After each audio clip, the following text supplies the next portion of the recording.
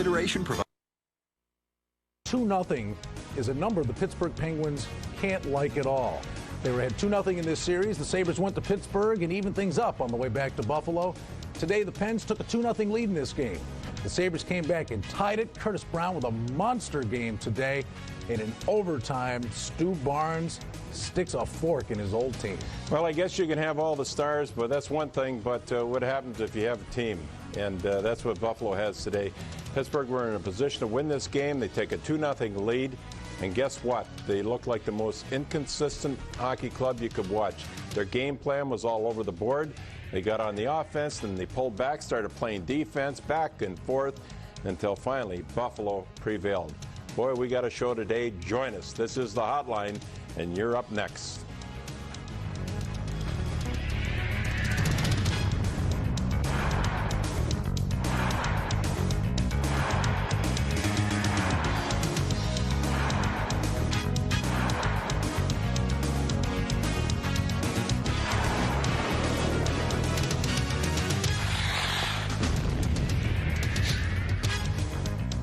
Hi, everyone. Welcome to the Labatt Hockey Hotline. Brian Blessing, Mike Robitaille. We've got an awful lot in store for you this afternoon. We've got a great game to talk about, an exciting win for the Buffalo Sabres. We've got the post-game press conferences, reactions from both locker rooms, and we've got the highlights for you, and we've got your phone calls, and we've got an exciting series on our hands. And the Sabres, Mike, they just won't go away. They were down 2-0 in this series, down 2-0 in this game. Pittsburgh's just got to be shaking their head. Well, that's the type of team they are. They don't go away, and that's what makes them successful. A lot of other teams do go away, and Pittsburgh's a good example of that. I'm just amazed when you think of all the players in this Pittsburgh Hockey Club that have great individual talents.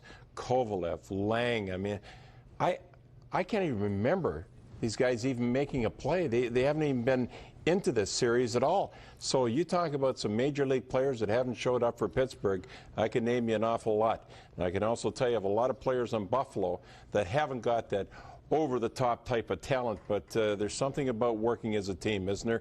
It's tough to overcome 20 players. It's funny, at the outset of this playoffs when they took on the Flyers, you could see little things. I mean, it was so early in the playoffs, but you could draw some similarities to a couple years back when they made a playoff run. And here's another one that kind of comes to fruition. Stu Barnes, when he came to Buffalo a couple years ago, Mike, he couldn't shoot it in the ocean. And then when the playoffs got here, he became one of their most consistent and one of their most big game goal scorers. And he got off to a very slow start, very poor end of the season for him. And now he has been their sniper in this series. Well, you know, he's the type of player also, you know, some players, they play so-so during the season, then they pick it up in the playoffs. Some guys don't play well. You know, it just reversed. He's one player that does it at both ends of the season, at the beginning and at the end. He's just a solid competitor and worth every penny they pay him. So many big-time players in this game, but two guys that just leaped to mind are Dumont and Curtis Brown was absolutely spectacular. I'm winning face-offs, a nuisance in terms of Yager. What a game Curtis Brown had. Yeah, and he needs a big playoffs, and he's getting a big playoffs right now, and that's the type of leadership. I'm telling you, this guy can be so good, and he's so capable of just taking that game up even higher, and that's where he's at right now. Now you're looking at the real Curtis Brown and where he should be. He's capable of doing it, and he's doing it when it counts most. Well, let's go to Danny Gare. He's got the man we're talking about alongside. And Danny, Curtis Brown in the postseason, his importance to this team has just been on display from day one in the playoffs. What a game he had today. Well, he did have an excellent game and a big goal, Curtis, in that third period to tie it up. But a huge win here this afternoon for your hockey club. Well, there's no question. Obviously, this is a very tight series, and wow, what a game today. Obviously, home ice advantage hasn't been nice to either team, and we knew that coming in, that it was going to be a battle. They came out real hard and got a couple of real quick goals on us, put us behind the 8 ball. But just once again, we showed, you know, we weren't going to give up anyways, and we just kept digging and grinding, and luckily we got right back in it, and then Stu had a great goal for us in overtime. Yeah, the perseverance, down 2-0, this hockey club, it seems to come around when needed, and this hockey club seems to have that poise when needed. But when you were down 2-0, was there much said when you were down, or or was it just a matter of let's go out and do it? Well, obviously, we got ourselves into a situation that wasn't the best for us, and we just knew that we had to go out and dig and grind and do whatever possible to try to get back into it. Obviously, they've been playing a lot better defensively, and Hedberg's been playing so well that we knew we just had to try to get traffic and pucks and whatever, and, you know, we got a couple and got right back into it. When you came back and tied it up, let's talk a little bit about your goal, your second shorthanded goal of the series, a goal that, did you think you had when you threw it to the net, that you had a shot at maybe, you know, it going in? Did you see it going in when you went by the net? Well, it was, you know, it was one of those things that they'd just been stopping us, and we hadn't had much for chances for a little while, and I just grabbed it and tried to drive to the net, and on my way I threw it to the net, and you know, they were trying to grab it and they actually put it in. But you need those bounces and breaks. I guess if you don't get it to the net, good things aren't going to happen, and definitely we needed that. Now you head out Game 6 coming up on Tuesday, a couple more days off. Your thoughts for Game 6 now? Well, this is the biggest game of the year now. Obviously, tonight was until it just finished a few moments ago. And this time of the year, it's a battle. Every day is a bigger day that you go forward. And, you know, they're going to play real tough and try to battle us. It's going to be a great game in Pitt. Congratulations, Curtis. A great game, and look forward to Game 6. Thank you very much, Danny. Curtis Brown, guys, another big goal here this afternoon to get his team back in to the game on a 2-2 situation, and then the big goal by Stu Barnes to win it in overtime. Danny, the word of the day, I guess, and maybe just the way you describe this team is resilience. Yeah. Well, you know what? It's interesting that they had the slow start. They didn't come out and really attack the team and the desperation that they may have wanted or even skated the way they wanted in that first period. But they got some room going in the second period. They seemed to move the puck a little better, and the power play goal by Grattan certainly gave them a little lift also. Yeah, certainly the first half, Pittsburgh looked like a new hockey club. Yeah. Then Buffalo took charge, but wasn't it interesting, Dan, to watch this, technically to watch this Pittsburgh team and try to figure them out? All of a sudden they were forechecking with two, then they started sending one guy in, then they started with two, back with one. I mean, they were all over the board. I was very perplexed and confused trying to figure out, you know, will you pick a style and go with it somewhere along the line? Well, that's what I think when they were ahead, Mike, you know, they felt maybe they could go to one forechecker, but then when the Sabres started to creep back into the game and make it 2-1, 2-2, then they tried to change it again. So a little bit of diversion as far as their forechecking system, and I think that helped the Sabres when they went more in the defensive style. I mean, anytime you get great players like they have to draw back and right. you take away the best what they have to offer. I mean, just think about it, Danny, playing against this team. If they didn't use all that offensive talent, I mean, you'd have to be licking your lips saying thank you very much. Yeah. You're trying to play our style of game, and nobody can play it better. So keep on playing that way. Well, and I think the issue there too is the fact that the next goal, if they were up 2-0, if they make it 3-0, the game's over. Right. Sabres get back into it and get an opportunity to tie it up by Brown's goal and then win it in overtime. So a big victory here. The first time any series against the Penguins that a team has won a home game. And Danny, there, I mean, key moments in a game. Buffalo makes it 2-1, and almost 30 seconds after that, the Pens come right in. Right. Hasek makes a huge save. All of a sudden, I mean, it'd be pretty much toast right there. So Hasek made the big saves when he needed to, but I don't think we can say enough about the way this defensive core is playing for the Sabres. Well, and I think they needed him. Obviously, he wasn't happy with the second goal. Maybe he felt that he was maybe a little out of position by diving for the puck without a stick, and Morozov puts it over his shoulder. But he did make the key saves, as you mentioned, when needed. In overtime, he wasn't tested real hard.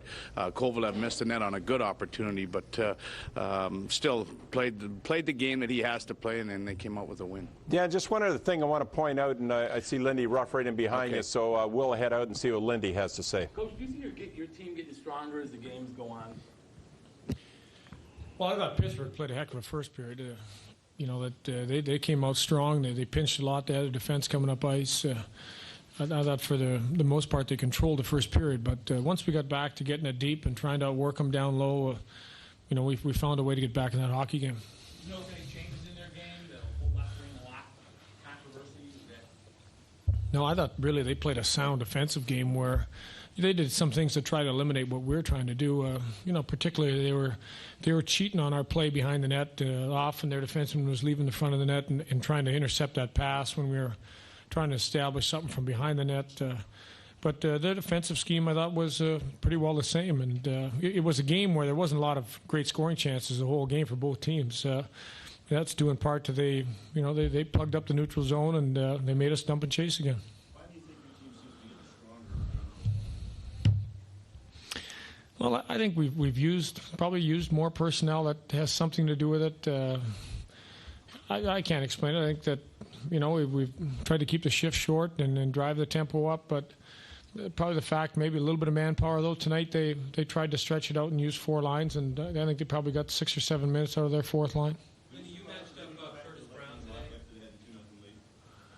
They had the left wing locked the whole time. The only difference was, I think, with taking the one defenseman they took out, they added some mobility to their back end and they pinched more. Their defense, there was a couple times their defense dumped it in and did the forechecking. So it was a lot more aggressive scheme that they had going, but they still basically played the lock. Lenny, have you seen Curtis Brown play as well as he has in the series, particularly the last couple of games? And today you decided to match him up pretty much shift for shift with the really much younger line. Well, let's not kid ourselves. He's basically had that matchup the whole series, and there was probably 3 or 4 shifts tonight he didn't, but in Pittsburgh probably 70% of the time, in the 2 home games, probably 80 or 90% of the time. So, no, but we know that Curtis is very good at taking away lanes, that in his own zone. He doesn't run around. He stays in the middle. He sorts it out.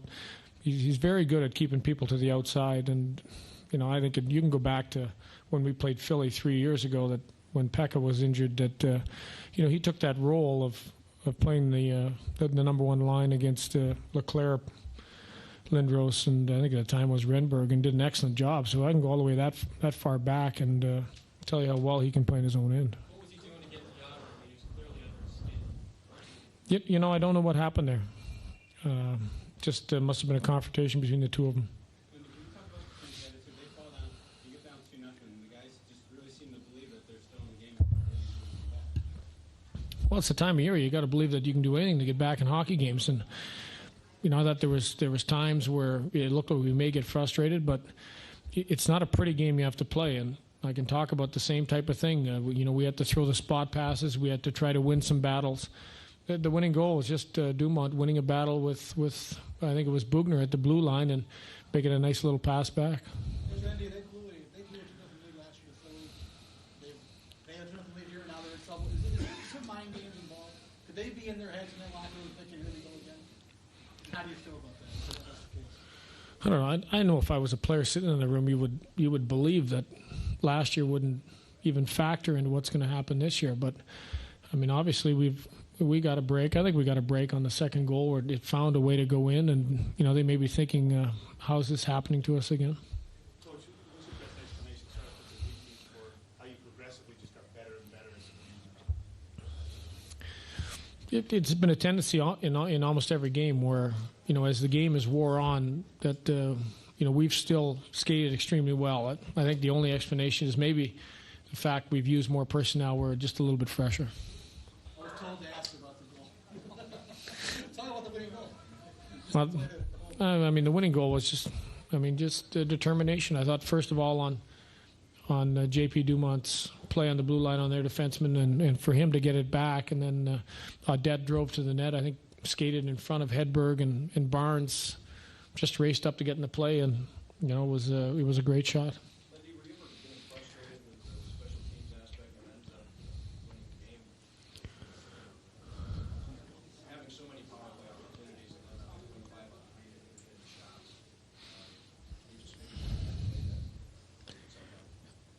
Well, you're definitely frustrated on the inside. I don't think it's something that you want to scream and rant and rave about during the game, but there was times late in periods where, we made some nice plays and the puck started bouncing, started rolling. Even the last one when Chris Gratton was trying to handle the puck, sent it back to Zhidnik, and it must have bounced 3 times on the way. But we didn't execute very well on the power play. I thought that we made some passes that were errant passes. We ended up with the puck along the wall a lot. We didn't get a lot of control time, and I think we're fortunate to win the game as poorly as our power play was going, because it had opportunities to win it for us. How close was Rasmus? He was very close, very close. I think the only point was, in the situation that he was in, was if we play him and we lose him after 20 minutes, we've got a hole to fill. And the feeling was we can give him a couple more days and make sure that it's not just a one-shot deal or a one-game deal, that if we do play him, we're going to lose him. And we're looking long term with this, and in the way that our personnel is played, didn't feel that we needed to rush him back for today's game and maybe not get a game out of him. So the plan is to dress him Monday. You take that for granted? Well, he'll get a couple practices in him, and then we'll see how he's feeling. But he'll be available for us to play definitely in Pittsburgh. When you were in Florida in '96, they shut down Lemieux and Yark. Are there any parallels between that defense and this defense when they have, again, just 2 goals in this series? Well, I think the only difference really is, I was there for that, obviously there for that. We did a lot that is the same, where tried to play 1 or 2 pairs of defense against them, tried to keep mainly back then it was Skrudland, Huff, and Hall against that top line. I think when you put a line out there that knows it can't take chances and can't make high-risk passes and doesn't throw anything blind in the middle, it eliminates and frustrates at times the top lines. So I think there's a parallel. We used certain personnel down there against them, and we changed on the fly. We used it game in, game out. I think because we've got some players that are a little bit deeper, we've used a couple more lines against them. They used 4 or 5 forwards on the power play. They must have done that successfully during the year. How did you plan for that, or is it just? Well, I think that's one as a coach where, when you put 5 forwards out, when you've got a lead, at that time of the game, you've got a lot of confidence that you've used these guys all year long and they can get the job done for you. I think the risk is that, 2 forwards aren't going to be as good in their own end as 2 defensemen you've got on the ice. We got one more, then we got to wrap up. I think that, put it this way, we tell our forwards, go for it on the rush, because forwards don't play one-on-ones in practice. We do it occasionally to give some of our guys practice at it, but they're not used to playing those situations. Have you ever used 5 forwards in your power play? Preseason. Lindy Ruff's post-game press conference. We will be with you until 6 o'clock here on the Hockey Hotline. Plenty of opportunity for you to call and get on board. Let's see what you think about it. 1-800-388-7897. The Sabres win it in overtime 3-2. Stu Barnes, 4th of the playoffs. Great effort by Dumont. Audette with the breakout pass at 8:34. And I'm sure Sabres fans got a big, broad smile across their faces when Lindy Ruff in the post-game press conference, when asked about Eric Rasmussen, said, well, we weren't so much worried about one game here. We're thinking the long haul. So, yeah, there's a master plan here. Well, they should be, and they're smart doing that, because it's a lack of confidence if you don't think that way. They should be looking at Rasmussen to play in the next game if possible. They might give him another rest. We're not quite sure at this point. They might be in a position to do that also, and that might be the best move to make. And if there's a 7th game, they'll have him for that. Let's go down to HSBC Arena. Ivan Halinka at the podium now.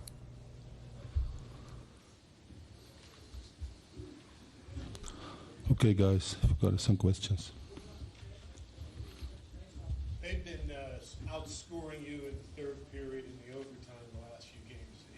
Is it that they're using more lines, or the Penguins tired?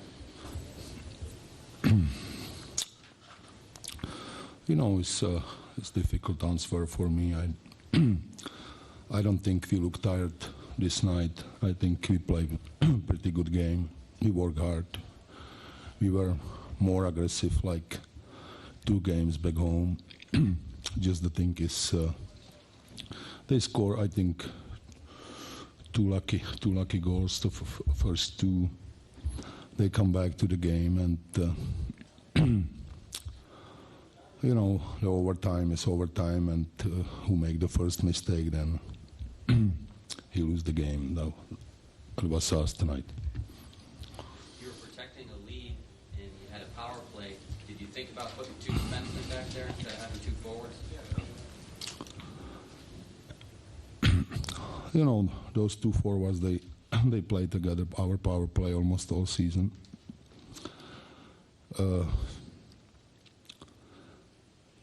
Every time if you send someone on the ice, he make the mistake, then like the coach, you have to take the responsibility for it, and I take a responsibility for it.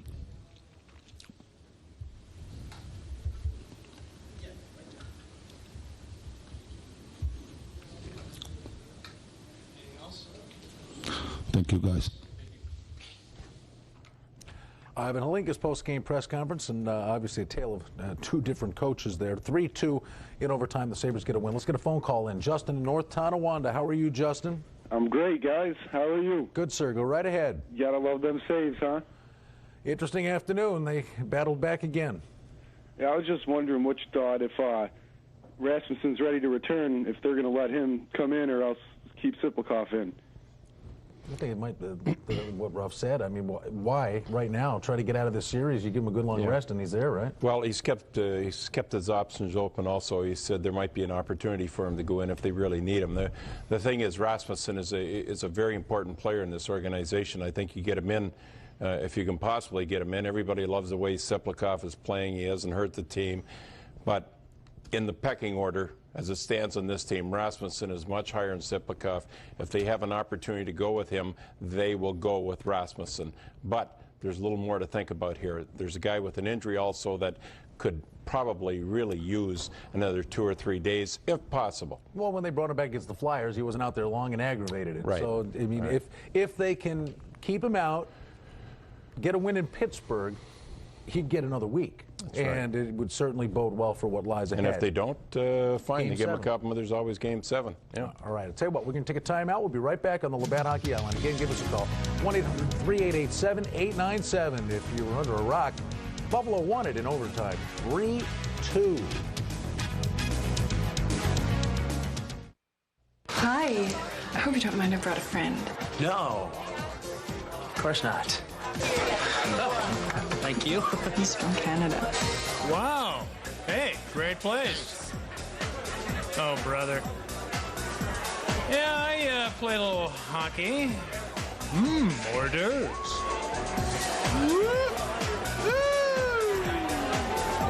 Look up, see blue. Labatt Blue. Ah, finally.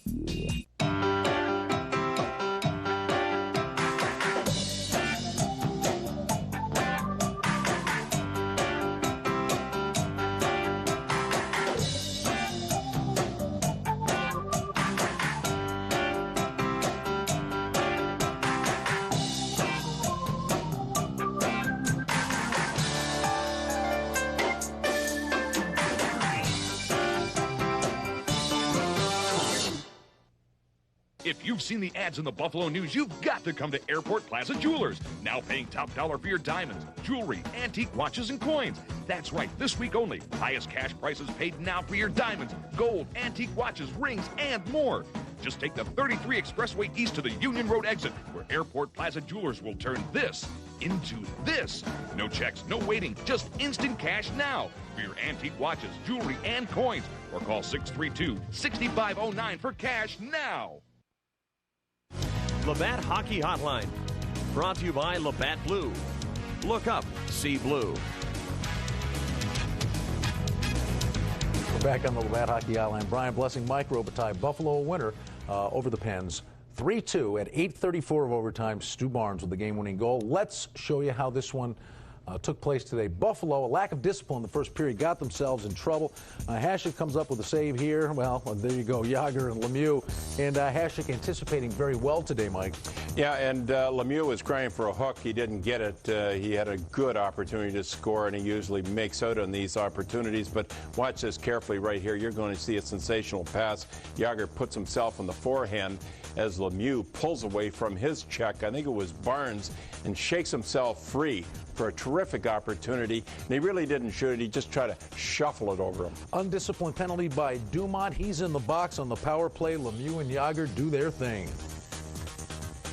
Pass to Lemieux. Lemieux doesn't shoot. Lemieux still got it to Jágr. The shot, he scores! Jágr! And on the power play, Pittsburgh has the lead. Hasek usually a little better with the lateral movement. Well, what happens here is that he's given too much time. Now, just stop it there. Now, here's Lemieux is going to make one of the key passes in today's game. He's looking. He's trying to looking this way, possibly. Can he thread one through here? Will this man way over in the left, will he go to the net in this area? But all I know, Brian, is that they give him about 3 or 4 seconds. Watch Hasek, Mike. He kind of flinches like he thinks a shot's coming, and he doesn't move move side to side as quickly as he usually does. And we'll let it roll. And watch this pass. Hold it, look around. Finally, Yager can read the play beautifully. He knows Lemieux has bought himself some time. And the bell goes off. This is his opportunity. Everybody gets drawn everywhere except for Yager, who's slapping that stick down on the ice, and he just shakes himself free. So what you're looking at here are two superstars doing what they do best. And you couldn't watch a better example of it. Certainly a lesson learned there for the Sabres, as if they didn't know already. Dumont took a slash well behind the play. He's in the box. Yeah. And we've talked about it the entire series. 5-on-5, Buffalo has really controlled play and kept themselves a nice cushion in their own end, created chances at the other end. But you don't want to be 4-on-4, and you don't want to give them the man advantage. And they had to calm things down because they were undisciplined early. Well, the fans who missed the game, just to get them into the action here at this point in the game, the flow is really going Pittsburgh's way. They came out early in this game and they were aggressive offensively. They were forechecking with 2, not with 1. And Buffalo looked a little confused under heat finally, facing some real strong forechecking. But you'll see Pittsburgh, they will continue and eventually take the 2-0 lead with the strong offensive play. Pens actually started the second period with the man advantage, and Buffalo was able to survive that. But shortly after the penalty ended, the Penguins took a 2-0 lead, and it's going to be Morozov from Kasparaitis and Primo. Here the Penguins trying to work it out in front. Back in behind the net. Morozov got it in front. And a quick shot. Hasek to save the rebound. They score! On the rebound, it's stuffed in by Morozov. And Pittsburgh has a 2-0 lead. Talking about how aggressive Pittsburgh were. Well, just look at this right here. You can see players all over the place wearing black uniforms, pressing right in front of the net. Now, what you can do right here is just let it go, let it go. He's finding position. Stop it there. All right, here's your goal scorer.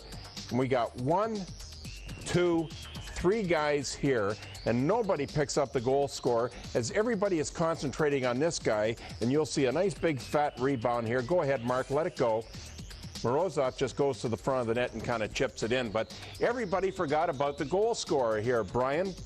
Now the Sabres had a 2-man advantage, and Lemieux is going to come up along with Primo going down to block the shot. Are you surprised how well he's played defensively? Well, it was one of the best defensive games I have ever watched Mario Lemieux play. Without a stick, he goes down and blocks the shot, and we've watched Primo do the same thing. They went together like stereo. Power play. Buffalo is going to get on the board. He's sending it back into Gratton. Gratton turns now to Chatan to Gratton again. Gratton top of the circle. Took his shot. Score! Chris Gratton looked like he was going to pass, and then elected to shoot and blast it home on the power play. It's now 2-1. Begging the Sabres to shoot the puck. Well, what they did here, they got some working room and they got some time. Buffalo were extremely patient on this goal. Now, just stop it there. Here we got Moran, number 24, trying to hog-tie Hines. This extra time gave Hines time to really work himself in a good position in front of the net. Go ahead, roll it, and you'll see the action really start now with the drive. And that took Moran out of the play a little bit, threw everybody off left and right, and you can see the puck is just going to go right down the gut of the ice, and I believe it caught Moran on the right skate, and then it goes. Here's a good look from behind. You can see it just kind of pop over the far side of the net, but Hines bought some time. The defenseman didn't shoot the puck right away. Gratton, who was back there, the man who made the pass to him, bought a little bit of time so Hines could get to the front of the net and do what you're supposed to do. Plug up the front of the net. If you don't, how can Gratton take the shot? All the goaltender's looking at there from there is 60 feet of puck coming at him. He can make any type of save. You're down 2-0. Now you're playing a team that's got tons of offense, but once they get the 2-0 lead, now they're in the mood to protect a little bit. But I shouldn't have been. Your mental approach, though, is, you know, the baby steps, right? You got to get one, I think, is your target before the end of the second. Sabres were able to do that, make it a 1-goal game going to the third. Yeah, Buffalo, they're not a greedy team. They just kind of peck away, peck away. They're extremely patient. They wait for their opportunities. There's a reason why they're playing the best defense of any team in the National Hockey League. And you have to, as fans, pick this up at this point. You can see as plain as day what they're doing. They're being patient. They're waiting to take whatever the other team gives them. And when they give them something, Well, guess what? They're not that bad offensively. They're not that great, but they're not that bad either. They're good enough offensively to beat you, and they've proven that with an awful lot of class, I would think, at this point. As a matter of fact, to be honest with you, this series should be over at this point. Even though they lost the first 2 games, Brian, at home, at worst, it should have been a split. So, but you can make a case that the Pens could have won Game 3. I mean, all these games were tight until I guess so. I mean, every game was tight until, middle of the third when somebody would seize control. All right, let's go to the third period. This one's still not over. The Sabres are down by a goal. What's going to happen? Buffalo trying to make a comeback, and, well, I don't know if there's an omen of things to come. Hedberg stops Barnes. Well, this is something they have to deal with. They're going to have to live with and get over is poor play in their own zone as far as giveaways are concerned. Moran probably had more giveaways in the last 2 games than I can count, and it just continues to play that way. Sabres killing the penalty. Short-handed, the Pens, they've got forwards on D again. The line trying to get around Straka. Brown cleared it in front. Right to goal crease. That is line. They score! They score! Finally knocked in over the goal line. And the Buffalo Sabres, with another short-handed goal, have tied it at 2. Straka and Kovalev playing D. Boy, does Brown ever look strong here. He can do this extremely well when he elects to, and that's cut to the net when he has an opportunity and make that defenseman, or in this case a forward, work to the point that you either draw him down for a penalty or you simply beat him. But Buffalo crashed the net. They really smelled this play out beautifully. All right, and it's going to be Dominic Hasek called on to make a huge save on Corbeil right here. I kind of thought that was the save of the game. That could have been a game-changing type of save. This puck goes in, Brian. Who knows what happens at that point? And there it is right there. He stacked the pads up, and Corbeil looks at his pads and says, oh, I don't want to get it up too high. I'll hit him in the pads. Let's go to overtime in the extra session. A great effort by J.P. Dumont sets up Stu Barnes. Dumont trying to get away. Bugner ties him up. Knocked it over the line to Barnes with a shot. He scores!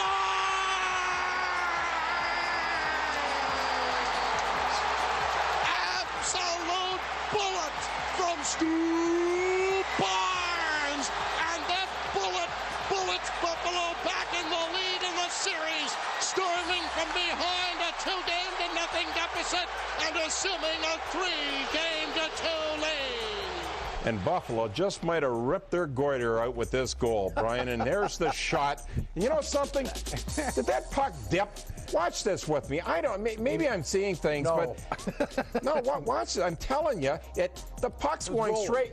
But listen, it hit something, then it started to flutter after he shot the puck. It's setting down fine now. Then all of a sudden it goes in the side. I don't care how it went in. It went in. It was a terrific play, and probably the play of the game certainly was Dumont, wouldn't you think?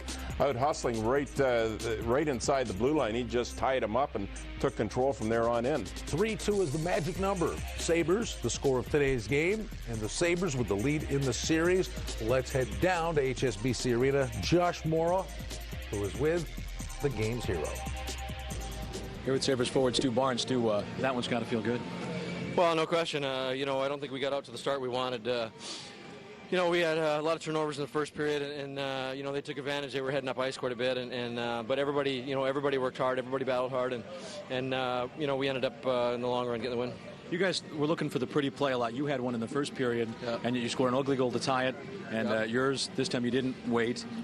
Was that something you addressed after the halfway point or so? Well, no question. I think, you're right. I did have a great opportunity there, and I don't even know what period it was, second period maybe, and really should have let it go. I saw Mir out of the side of the net and tried to pass it. We had a couple plays like that where we should have just shot the puck and didn't. That one was going on net one way or the other, and just got lucky and went in. A pretty good play by JP. It was a great play, actually, by JP and by Donald back in our own end. Donald made a good play along the wall and chipped it out, and JP worked real hard to go get that puck and bat it back. And like I said, it was just shot it on net and it went in, luckily. Do you think you kept warm down as the game went on? It seemed like you guys picked up steam. I don't know. I don't know. Again, I think anytime we've won hockey games, everybody on our teams played really well, and that was certainly the case tonight. Everybody that was dressed tonight played a huge role, played a big part, and made great plays. So, I don't know if that's the case or not. How about in this series, 3-game winning goals scored by the 2 ex-Penguins? Have you thought about that at all? Well, I kind of thought about it a little bit the other day, but I don't know. Again, we're just trying to win right now. That's all that really matters. I don't think anybody cares who scores the game winner as long as the game winner's on our side. So talk about confidence. you all said we're still in it, we can win this. How much of that was legitimate belief, and how much Well, was just it's legitimate. I mean, it's legitimate. I think most teams will say that. I think that's the great thing about playoffs. You guys seem to generally buy into it. Well, we did, sure. I think we genuinely believed it. I think that, again, like I said, that's the thing about playoffs. It's game by game. It takes 4 to win, home and away, 2 each, and we just kept working hard. And I mean, we haven't accomplished anything yet. There's no question about it. We all feel that same way. We'll enjoy this, for a couple hours here, but that's the end of that. We realize that a very, very dangerous team over there. They have too many weapons to take them lightly. I mean, they're going to come out in Game 6 and be ready, and we're going to have to be a lot better than we were tonight, especially early in the game. That's Sabres forward Stu Barnes. Let's go back to the studio. Sabres get a win, 3-2 at overtime, heading back to Pittsburgh with a chance to advance to the conference semifinals. We're heading to a commercial break. When we come back, we'll take your phone call.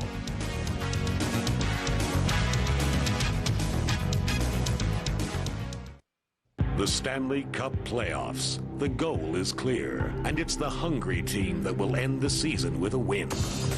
The Buffalo Sabres continue their quest for the Stanley Cup when they take on Mario Lemieux and the Pittsburgh Penguins in the Eastern Conference semifinals. Tickets are on sale now at the HSBC Arena box office and all Tickets.com outlets at Topps friendly markets. Or call 1-888-223-6000 to charge by phone. Sabres hockey. It's more than our way of life. It's the playoffs. Larry Geis is a huge fan of the epic war movie The Longest Day. He discovered on American Movie Classics Backstory that Daryl Zanuck, the movie's legendary producer and a die-hard perfectionist, fought exhaustively with 3 different directors to reconstruct the Normandy invasion with painstaking precision.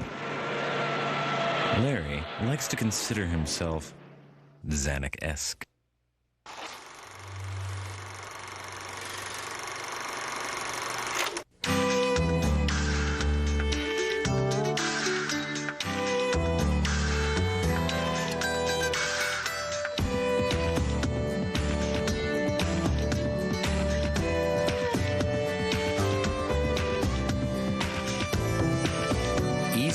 Life insurance from HSBC makes it easy to get the protection you need for your family and your dreams. HSBC, your world of financial services.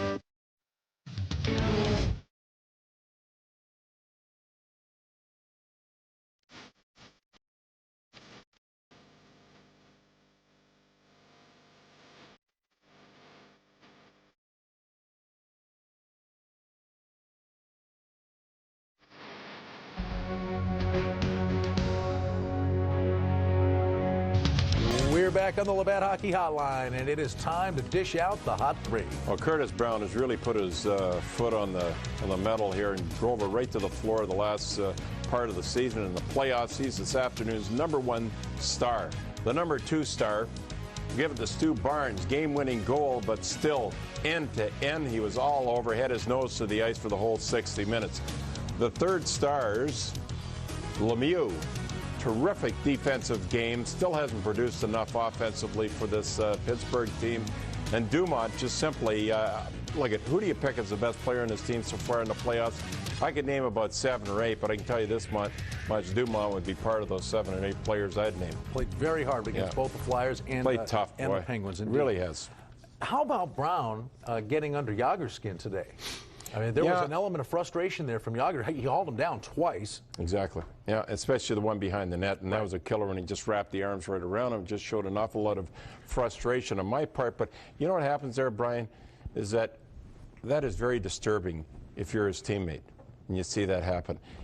And it's uplifting if you're on the other side. So it's double trouble when you see this guy lose his cool.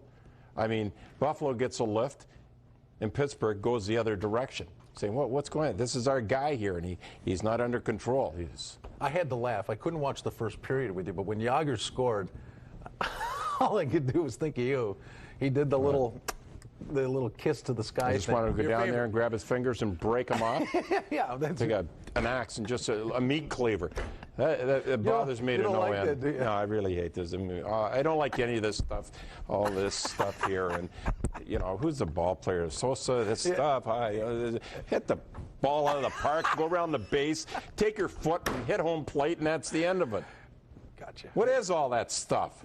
Just it gives us something to talk about. Score a goal. Yay, we scored a goal. That's the end. Yeah, baby. All right, let's go to Nick in Grand Island. How you doing? Hey, guys. What's up? Well, Mike, first of all, I couldn't agree more. What, with this? I The wanted to kiss jump the out of my fingers skin. and all I that wanted stuff? to get out there on the ice and hurt him with the little kiss thing. Yeah, I hate that stuff. But I got a couple comments for you guys. Number one, if I could have a whole team of Stu Barnes, I would pay millions and millions of dollars for that. The small guy who wins all the battles, doesn't he, Nick? It's amazing how he comes out with the puck half the time. I watch football, I watch hockey, I watch baseball, I watch everything. And I can honestly say that never has somebody stood out to me as being this consistent, and especially this consistent and beneficial to the team. You know, he's bringing some skill to the table as well. He's not just grinding out there every day. He's doing something. Yeah, and in this town, Nick, that's the kind of guy the fans just go bananas over. I mean, he gives you, an honest effort every night. He's unbelievable. Hey, Nick, here's another bonus. You know, say athletes, well, they have to be arrogant to be good, and they have to be. How about that humility? Isn't this a bonus? I mean, maybe they do have to be that way. Some of them. Yeah. Not a lot of them, but some of them really make you sick. But the majority of them are fine. But isn't that a bonus? Just on top of that, he works hard, and he also just kind of keeps his trap shut, and he says the right thing. He's just a good person, nice guy, comes into work, and that's the end of it. That's a real here it is here. You can just say, got a little present for you. There it is. Yeah, thank you very much. That makes my day. Well, you know something, actually, I haven't watched him do that in a long time. I figure, did you throw this isn't good for Buffalo. He scores a goal, he does that. And no, actually, it's funny. I looked at it the other. What is that all about, anyways? What is that? Remember, well, you tried to have, now you just want his fingers. A couple years ago, you wanted the whole arm. What? I don't know, when he was doing it a few years ago. But who's it's his uncle or something, isn't it? I don't know. Wasn't his uncle like a corporal in the Army or something like that? And he's chop his fingers off anyways. I appreciate that. I have more respect for anybody who fought in wars than you can possibly imagine. They're my real heroes, actually, the veterans of wars, not athletes. But I just hate that stuff. I just like. I don't know. Am I too much of a purist or what? No. Drives me nuts too. But he hasn't been doing that all year, and now he pulls that out of the woodwork. And all I could picture was you throwing your whatever you had for lunch at the screen. Yeah. No, wait a minute. You wouldn't throw your food away. No, I wouldn't do that. That was a stupid comment. Let's go to Projected it is what happened. Let's go to Rachel in Hamburg. Hi, Rachel. Hi, I'd like to say I think we made a very good comeback on this game, and I had a question for you. I was wondering what was wrong with McKee and when he may be joining us back into a game. I'll hang up and wait for your comment. Thank you. Okay, Rachel, still a question mark. The concussion he suffered with the hit early in this series against Lemieux.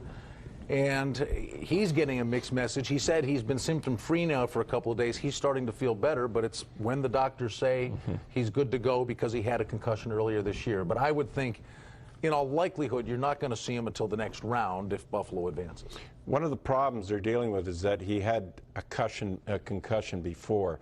And so you really have to be extremely careful when it's the second one. Right here, now watch his head. They just come together and he catches the side of his helmet and down he goes. I'm pretty sure he was knocked out on the way down. Well, he didn't just remember went any of face it, Mike. first, He said he had the little amnesia, the whole 9 yards. Yeah. And he worked out today, and he was a little disappointed, the way it went. So, you ever had a concussion? One. Yeah? One. Hit my head on the ice. Concussions were very common going back many years ago, and thank God the NHL have taken the right steps here to protect these players a little better because they're kind of frowned upon as a nothing injury in those days. Right. Take him home, wake him up every 3 hours and make sure he's not unconscious and let us know if he throws up during the night. Otherwise, show up and play the next day. It's the strangest thing. It's like the lights go out and then they kind of come back on and you think you're okay, but you're not. Yeah. All right, Cameron in Lockport, how you doing? Your show. Good, how you Cameron. guys doing? Love your show. All right, Cameron, thanks for calling. What do you think? I got 2 comments for you guys. The first comment is the 2-0 deficit, Buffalo. They always seem to find the resiliency to come back when the chips are down, find a way to win, and come up with those big game plays or whatever to win the game. And my second comment is towards Mike. just want to let you know why you always go against Buffalo. Every series you pick the opposition to win. I just hope that you pick the opposition to win next series because it brings Buffalo good luck. Cameron, don't go. Cameron? Yeah. You still there? I'm right here. I don't take the other team every series, but I got to tell you, I thought Pittsburgh would win this series. Is there a problem with that? Does that mean I dislike Buffalo, or I mean, what's bothering you about that? Well, it just seems like you don't give Buffalo enough credit. You know, granted they're not experienced as Buffalo, but you know, they find the ways. You know, they come up big, and you know, it's just, if you're truly Buffalo, you know, you got to pick them when, you know. I think I should. I should be truly a Sabre fan here, and I should pick them every round. But you know what? Maybe you're right.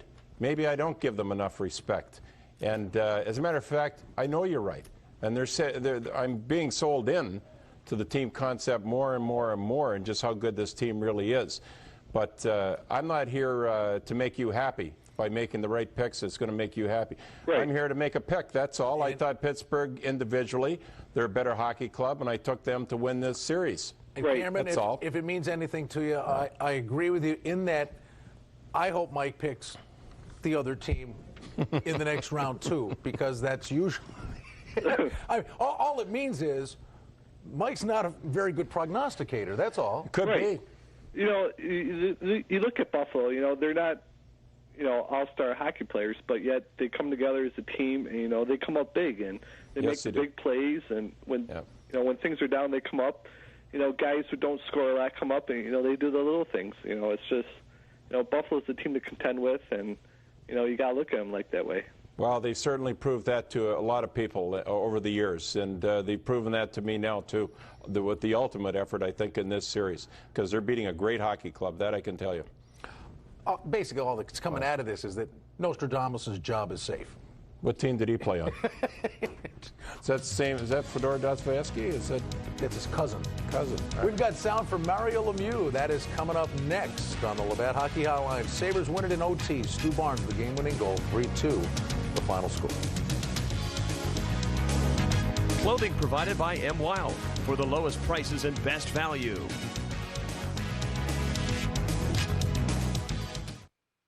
The NHL's second season is here, and the Sabres are chasing the Stanley Cup. Follow the action on the radio home of the Sabres, WNSA. We'll bring you every exciting minute of Sabres playoff hockey, plus game day analysis before and hockey hotline after each game, with experts like head coach Lindy Ruff, general manager Darcy Regier, Rick Jenneret, Mike Robitaille, and more.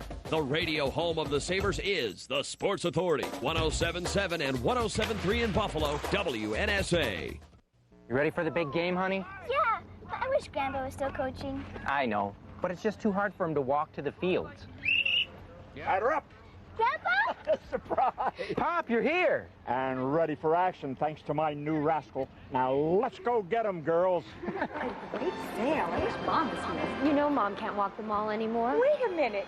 Mom? Surprise! What's this? It's my new Rascal scooter. So now let's hit the stores. If you have trouble getting around, call now to find out more about a Rascal, the only scooter with the three-way mobility difference. The Rascal is easiest to operate with just one hand controls, easiest to transport with unique take-apart design, easiest to afford with easy payment plans and more value for your dollar. Don't settle for less out of life. Call for a free color catalog today. Call 1-800-603-8787 to get this free Rascal catalog and find out about our special introductory offer and insurance reimbursement details. Internet services provided by Online Media. You are connected. Call 681-3664. Communications provided by Saya Communications. For all your communication needs, it's Saya, 716-892-2900. Sabres get the win in Game 5, 3-2 in overtime. Stu Barnes with the game-winning goal. As this series moved back to Buffalo, Mario Lemieux had said that the Penguins might scrap the left wing lock and try to go a little more aggressively in terms of offense. Well, Mike told you he thought they had about 5 different systems working out there today, and the question after the game was put to Lemieux, what do you do next? I thought we played a pretty good game, just, you know, a couple mistakes that cost us a couple goals in the third, and you know, and the penalties we took in the second really killed us. To go out in the second and to play pretty well and have to kill, I don't know, 4 or 5 penalties in a row is tough on the team, and it's tough to have any juice left at the end. So you had 2 forwards in there in that power play on the shorthanded goal. Some people questioning whether or not with a lead you might change that strategy and have a defenseman back there.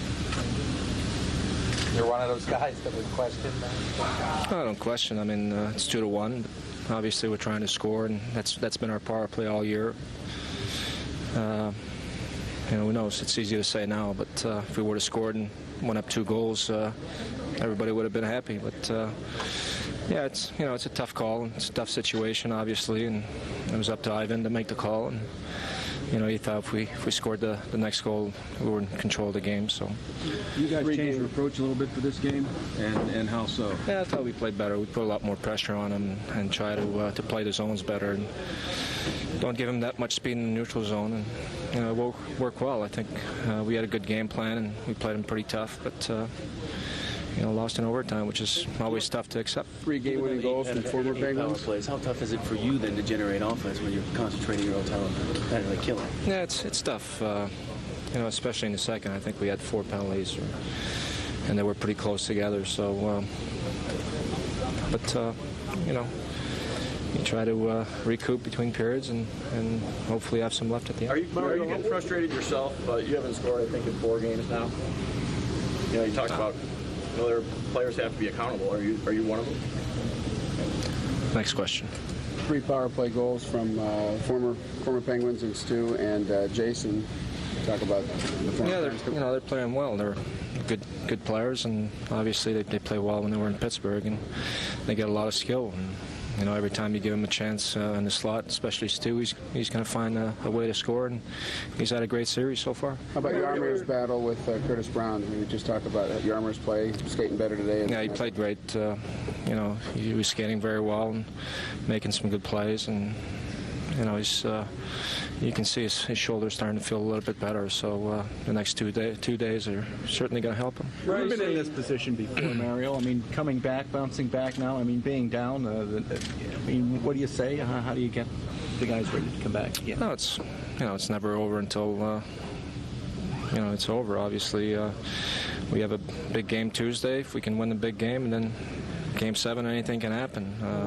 So that's certainly our goal. For Tuesday's game, what kind of changes do you need to make? I don't know. Obviously, we've looked at the films, and the coaches come up with a game plan and try to follow it. Well, that's interesting. He said the coaches look at the films and come up with a game plan, and we follow it.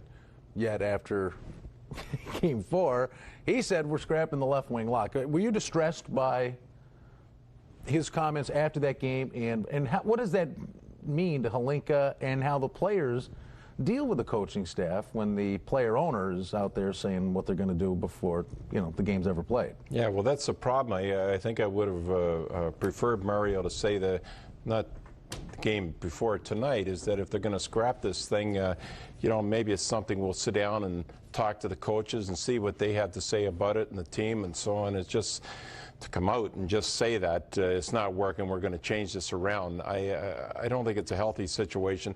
There's a downside to having an owner in the dressing room. I mean, can you imagine being a player in there? Your guard's always up. You could never be yourself.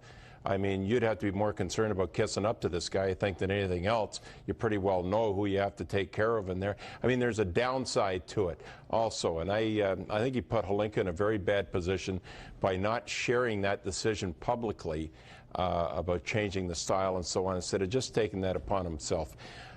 He brings an awful lot to hockey, I'm sure, and a lot to the Pittsburgh team. There's a lot of upside to it. But I just want to balance this thing off a little bit and say there's somewhat of a downside, too. Well, let's take a timeout. Sabres win it in overtime 3-2. Xerox Fast Fact on the way to this break. The Sabres have played previously in 10 playoff series that have been tied 2-2 after 4 games. They've won just 2 of those series, looking to make it 3 now against the Penguins.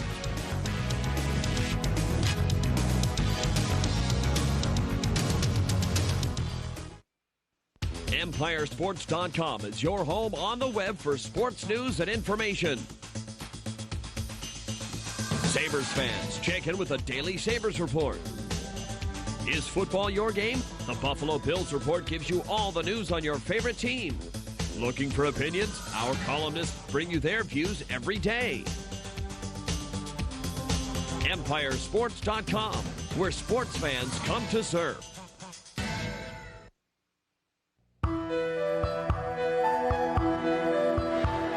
What does it mean to be a member of Independent Health? It means you have more say in your health care. It means you can see a participating allergist, dermatologist, and ophthalmologist anytime without a referral. And as always, you don't need a referral to see your OBGYN. No referral from Independent Health. Just one more way we're on the road to better health care. Tickets.com puts you in the action for all Buffalo Sabres home games. Individual game tickets on sale now. You can order online at www.tickets.com. Charge by phone at 1-888-223-6000 or in person at all Tom's Friendly Markets and select Sam the Record Man and Sports Obsession locations in Southern Ontario. Tickets purchased online or by phone can be picked up at any area Tops location. Tickets.com puts you in the action.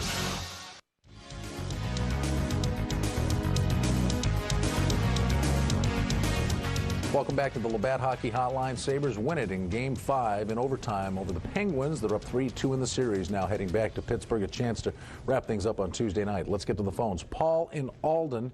How you doing today, Paul? I'm good, guys. How you doing? Wonderful, sir. Go ahead. I had some observations from today's game. It appeared that Pittsburgh got a little boost from those couple days off, and they came out flying in the first period, but they seemed to flutter in the second, at the end of the second, and then in the third, and then in the overtime.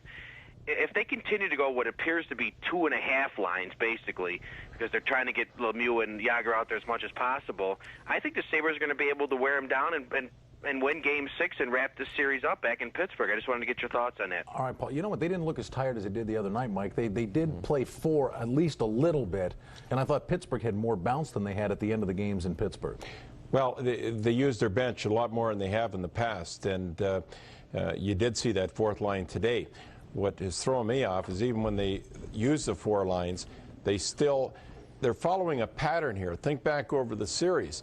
They come out and they play well in the first part of the game, and then they peter out as the game goes on. Even when they start throwing that 4th line in there, and they used even the 3rd line a little more than they normally. Primo played a fair amount of ice, had a fair amount of ice time today, and they still backed off as the game went on.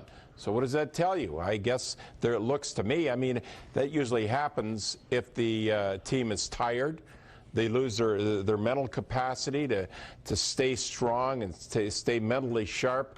And then I think Buffalo just picks up on this, and that's where they work this game. And actually in reverse, they turn on when the game really counts. Second period, Buffalo and the Penguins both scored. Buffalo comes into the third period down a goal. But in the second period, Mike, the Sabres out-hit the Penguins 14-3, and that takes its toll as well. It really does. And a lot of those hits, I think, go unnoticed because you just kind of get lulled to sleep with this Buffalo team. They just do a lot more things on the ice than you actually realize because they do it in a very subtle fashion, workmanlike manner, nothing flamboyant. They just kind of get their hits, they win their face-offs, they move the puck out, nothing spectacular, no Lemieux, no Jágrs to do these great one-on-one things. It's just kind of a team effort. Collectively, as the game goes on, they take you from here and bring you right down to here until you're a puddle of water over in the corner of the room. Let's go to Tim in Buffalo. Tim, how you doing today? Hi, how you doing? Great. All right. I'm a first-time caller, and but this has been on my mind for a while. Sure. I'd like to know how do you guys feel that it's just like a pipe dream that Buffalo could actually win the Stanley Cup because we really have no stars to go behind. Because we refuse to pay for the players such as like Michael Pekka. Well, but Tim, we could use really a lot right now. Tim, can I ask you a question? Yes. I mean, does having a big payroll necessarily guarantee? I mean, having the huge payroll guarantee that a team's going to have success in the postseason? It hasn't worked for the Rangers. I mean, just saying that they refuse to pay. Now, the Pekka thing didn't work out, but everybody else that's in here, this is a unit. They're playing as a team. I mean, isn't it better to have, as Mike was just talking about, collectively a group of guys that are as one out there than having the one or two huge stars? I know Hasek's getting paid a bundle, and he's the star. Yep. But how can you knock the success that this franchise has had in the last few years? Well, the thing is, with these stars, you can't really name a Stanley Cup team that didn't have any of these stars to go behind. As much as the team effort is right now. But wouldn't you deem Hasek a star? Yes, Hasek is a star, but in my honest opinion, I think he's a little overrated. No, that's fine. That's your opinion. No, he's a good goalie, but he makes spectacular saves, but he lets easy ones by because he puts himself out of position too much. All right, Tim, we've had this debate. I remember it was 3 years ago.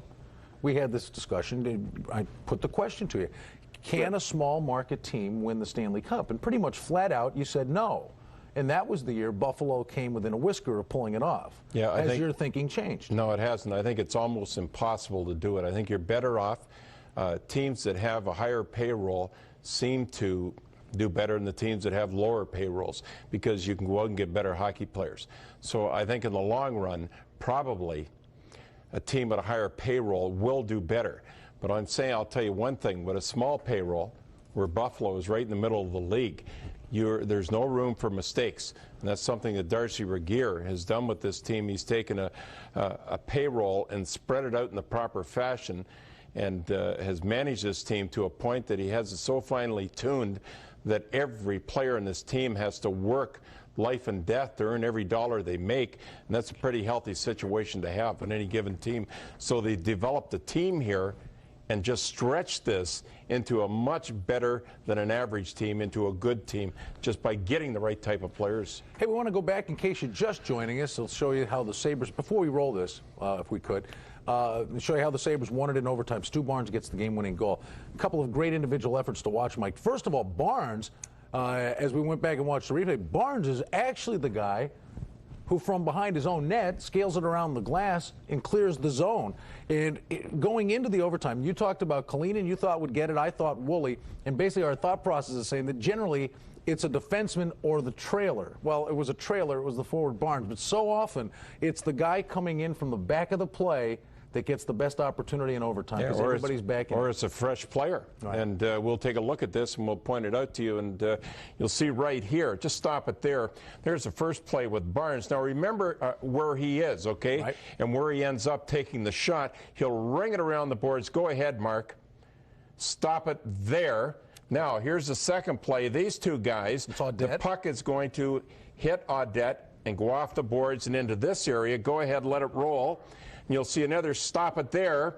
Here's the confrontation of the season as far as Buffalo is concerned. Who's going to win this battle? Well, guess who's taking them on? Dumont, one of the toughest cookies in the NHL, Bugner, who doesn't lose one-on-one confrontations. Well, this time he's going to lose one. Go ahead, let it roll, Mark. The puck will come free right there. Now, stop it. Now, you'll see this guy go to the front of the net, I believe. Is that Audette? That's Audette. Came from way back, like Barnes, made a big U-turn right in front of the net and sets things up perfectly for the shot. Go ahead, let it go. And the drive goes into the net. But there's so many good things that happen on that goal that, you know, you could just go on and pick one thing out after another. But it was a terrific effort, and 3 or 4 players were involved in it. There's a good look at how the Sabres won this game in overtime. Stu Barnes, that goal coming at 8:34 the extra session, with Dumont and Audette drawing the assist. The Sabres win at 3-2. Tell you what, we'll take a timeout. We'll come back. Many more of your phone calls, more reaction from HSBC Arena in just a little bit.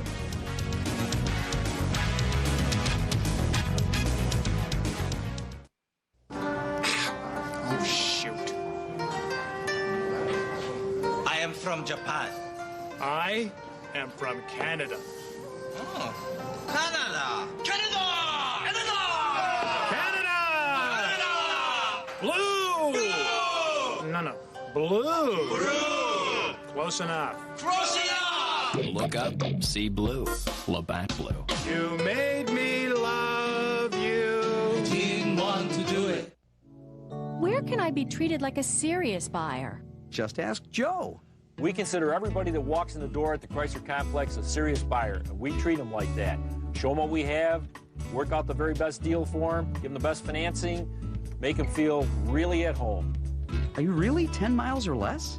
Take Niagara Falls Boulevard north, turn right on Military Road. We're just north of the Outlet Mall. Just ask Joe. Larry Geis is a huge fan of the epic war movie The Longest Day.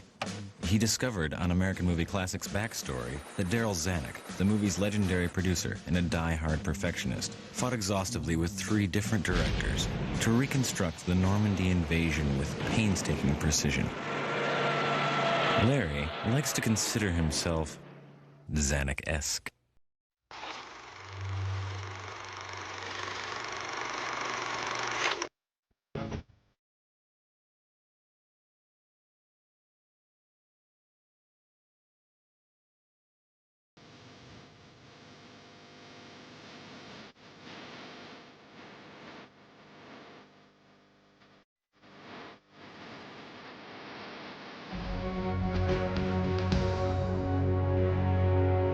We're back on the Labatt Hockey Hotline. Brian Blessing, Mike Robitaille. Hey, you know what? Our first opportunity with the Leafs and Devils going at it tonight to talk about the Ty Domi thing. I mean, what a box of rocks this guy is. And the really ironic thing about this, Michael, is he was playing pretty good hockey, and that line, he, Corson, and Tucker, was a real thorn in the side of the Devils. You're up 3-1 in a game. You've got him beat. It's over. Go quietly. And here he does something this stupid. He's gonzo. He deserves to be. But why wake up the sleeping giant? I mean, the thought process, I mean, it's like just talking about, you know, numb from the neck up. Yeah, that crowd was really riled up in Toronto, and that came to a standstill, and they lost all that momentum, and everybody walked out of there after that game with kind of their mouths open and kind of a stunned look on their face, and they really lost, I think, a lot of the adrenaline that started to build up, and it's just kind of gone flat right now. It's like Toronto have to start from square one again, and they lose that confidence. Your thoughts on the league?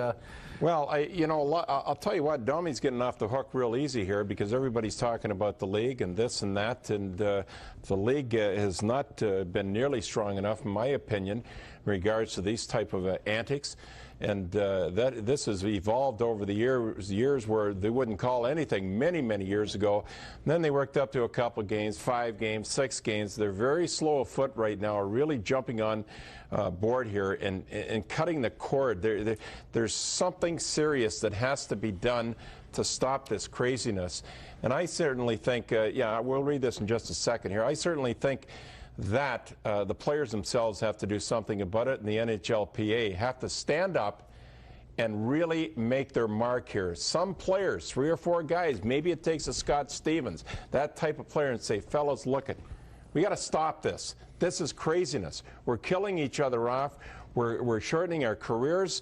We've got to do something about it. Take it to the NHL and force the NHL to really come down hard in these situations. But don't you agree that they did in this matter? Because no, I don't. Well, yeah, and I think they've given Ty Domi every opportunity in the world to do things like he's doing. But Michael, in the playoffs, I think they allowed that when he allowed him to squirt a bottle in a fan's face. That's fine.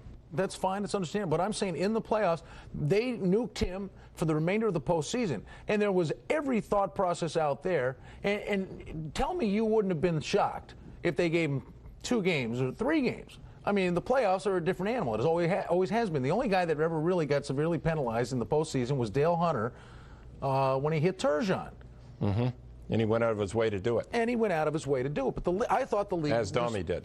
I thought the league reacted quite responsibly here. You know, in what way? Come on, I would not have been the least bit surprised if they came back and gave him a game or 2. He's gone for the playoffs. So certainly, Niedermayer's, if Niedermayer's out, he's not going to be involved in the series, Domi. And if the Leafs do advance, he's gone. And plus, he'll be gone for 8 games at the start of the year if they're out. I mean, yeah, but the only bum deal for him, Brian, is that this should have been taken care of a long time ago. and it hasn't been. And so they're stepping all over this guy, and rightly so. But there's a lot of different reasons. I mean, it's the time of the game. It was how he reacted to it. It was insane. It goes on in Toronto. Another thing, it was, I mean, everything went wrong for Ty Domi in this, and the act was awful.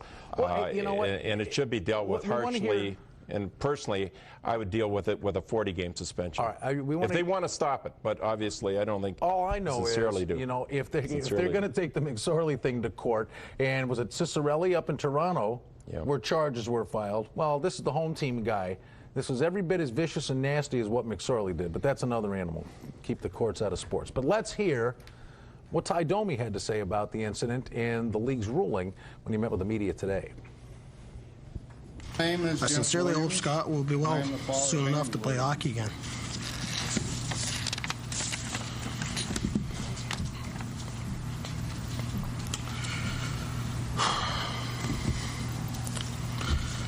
I want to thank all my teammates, coaches, trainers, management for all their support and understanding.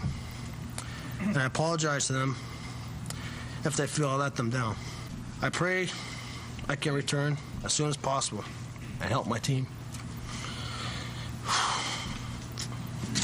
with the Stanley Cup.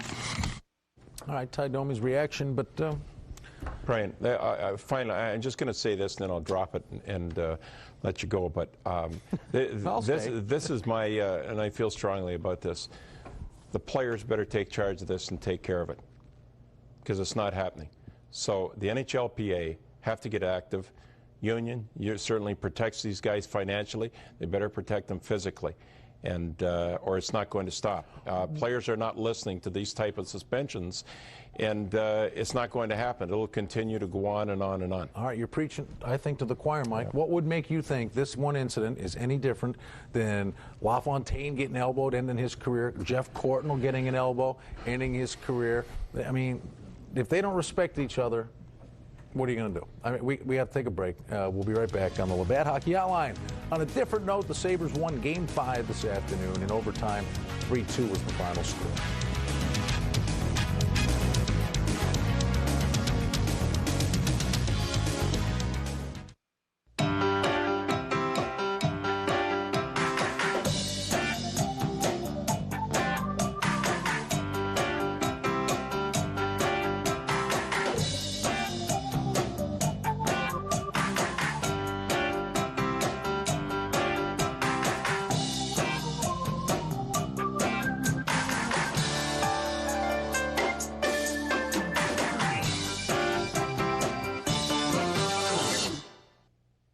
If you've seen the ads in the Buffalo News, you've got to come to Airport Plaza Jewelers. Now paying top dollar for your diamonds, jewelry, antique watches, and coins. That's right, this week only. Highest cash prices paid now for your diamonds, gold, antique watches, rings, and more.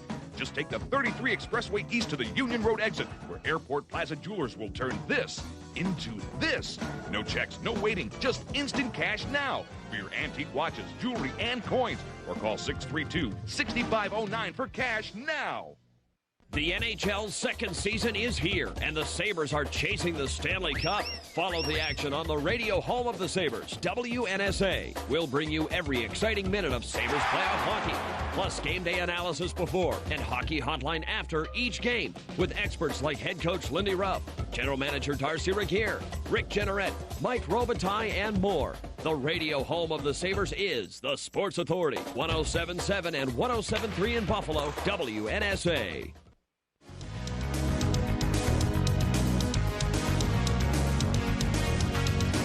So tonight it's the Leafs and the Devils, and that's basically a best-of-3 series. And we'll see what happens in here if the Leafs can get it back together. If Buffalo-Toronto, you get the rematch, it'd be very interesting. Plus, it gets about that time of the year.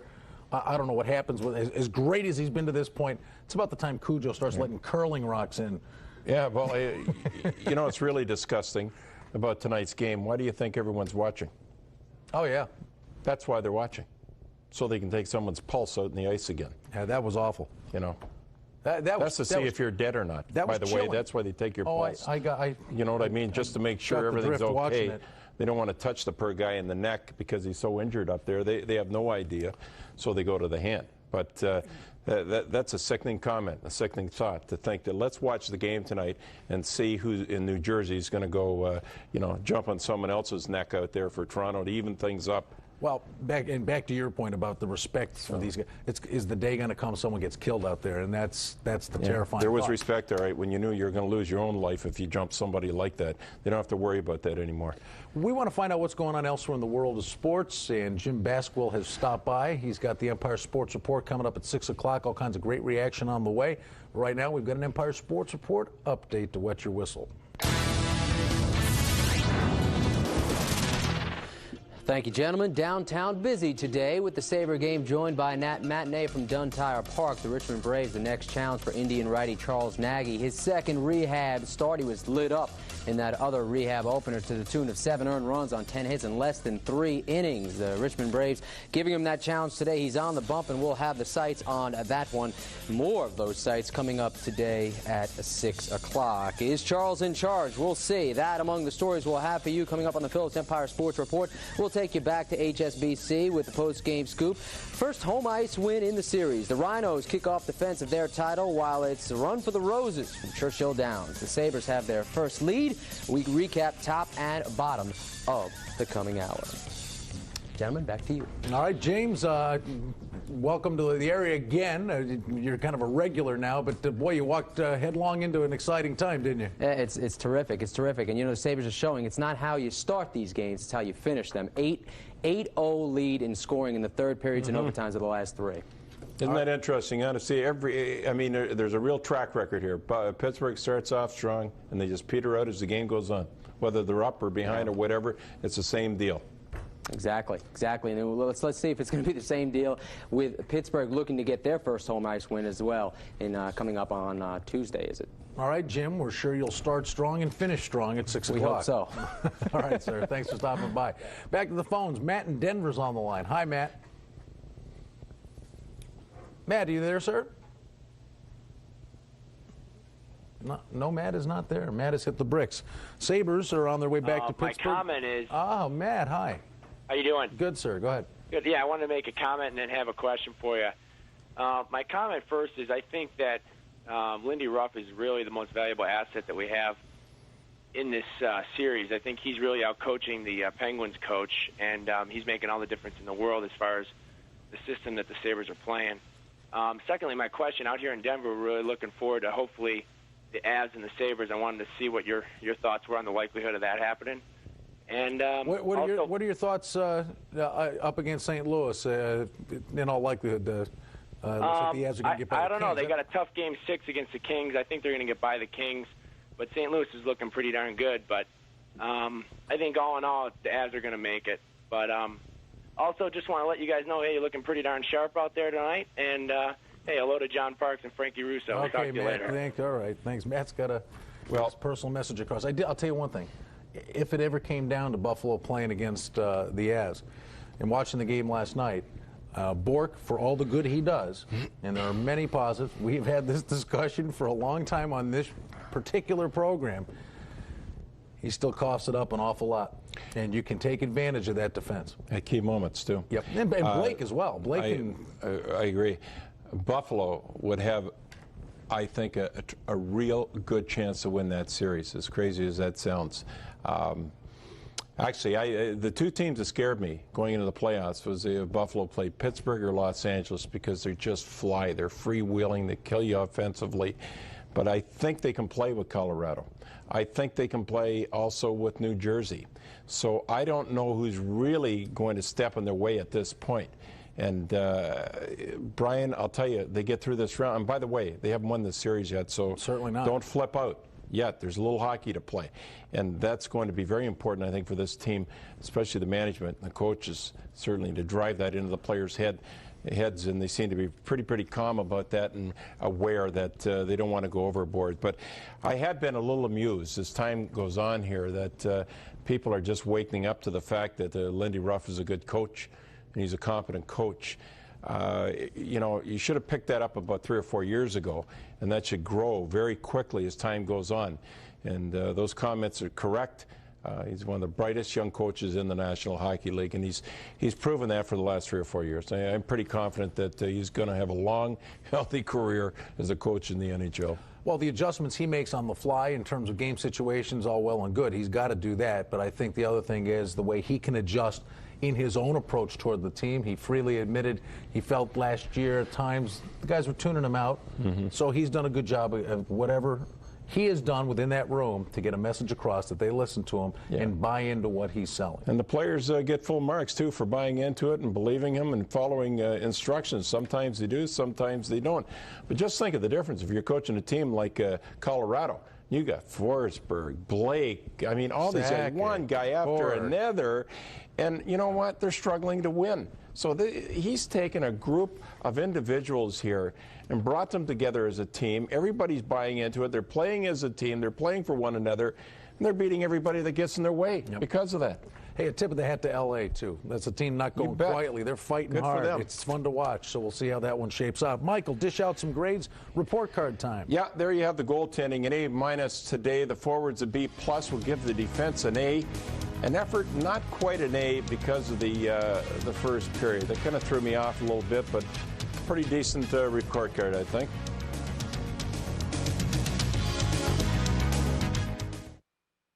The Stanley Cup playoffs. The goal is clear, and it's the hungry team that will end the season with a win.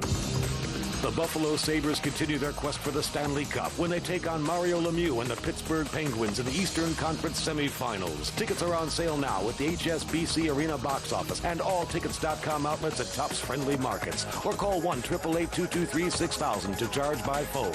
Sabres hockey. It's more than our way of life. It's the playoffs.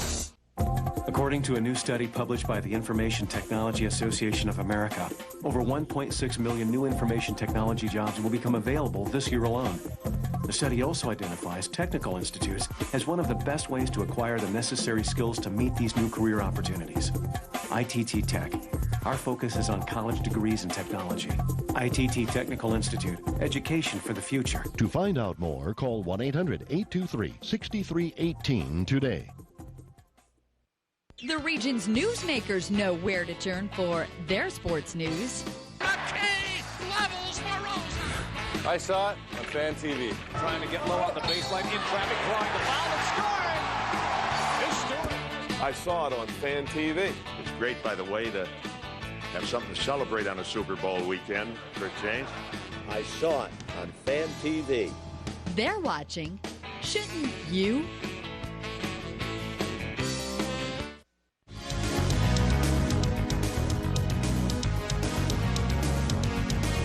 Dominik Hasek stopped 25 of the 27 shots sent his way by the Pittsburgh Penguins, and in particular, Hasek knows every time he steps on the ice against this talented club, there's a bit of a chess match there between Jágr, Lemieux, and Hasek.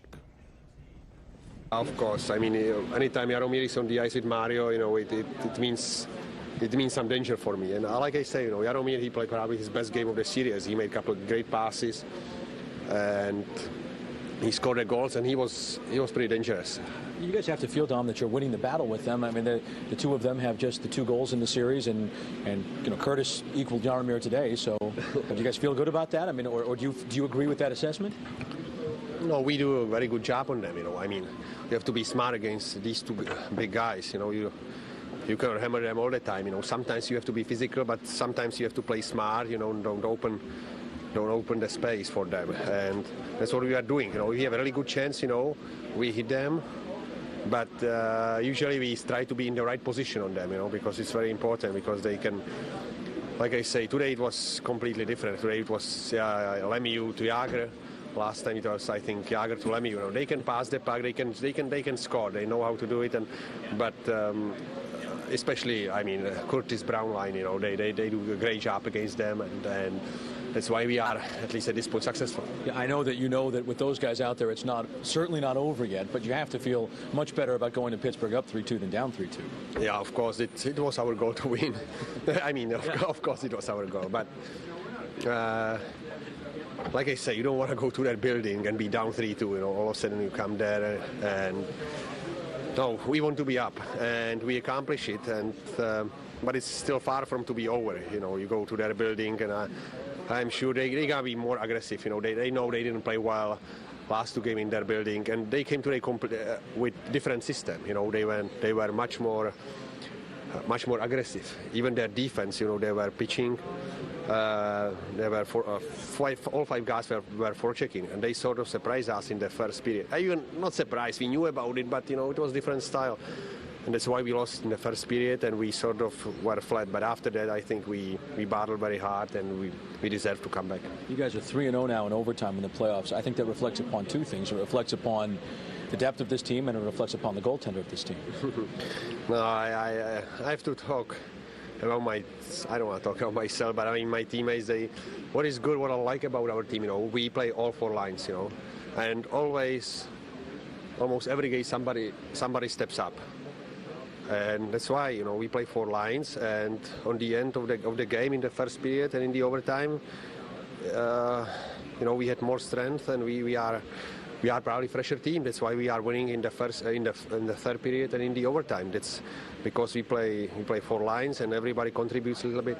Dominic, kicks it around to Barnes. Barnes flings it around to Audette. Out to center. Here's Dumont trying to get away. Bugner ties him up. Knocked it over the line to Barnes with a shot. He scores!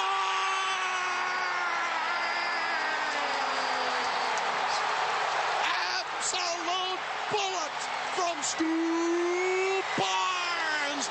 And that bullets Buffalo back in the lead in the series, storming from behind a 2-0 deficit and assuming a 3-2 lead.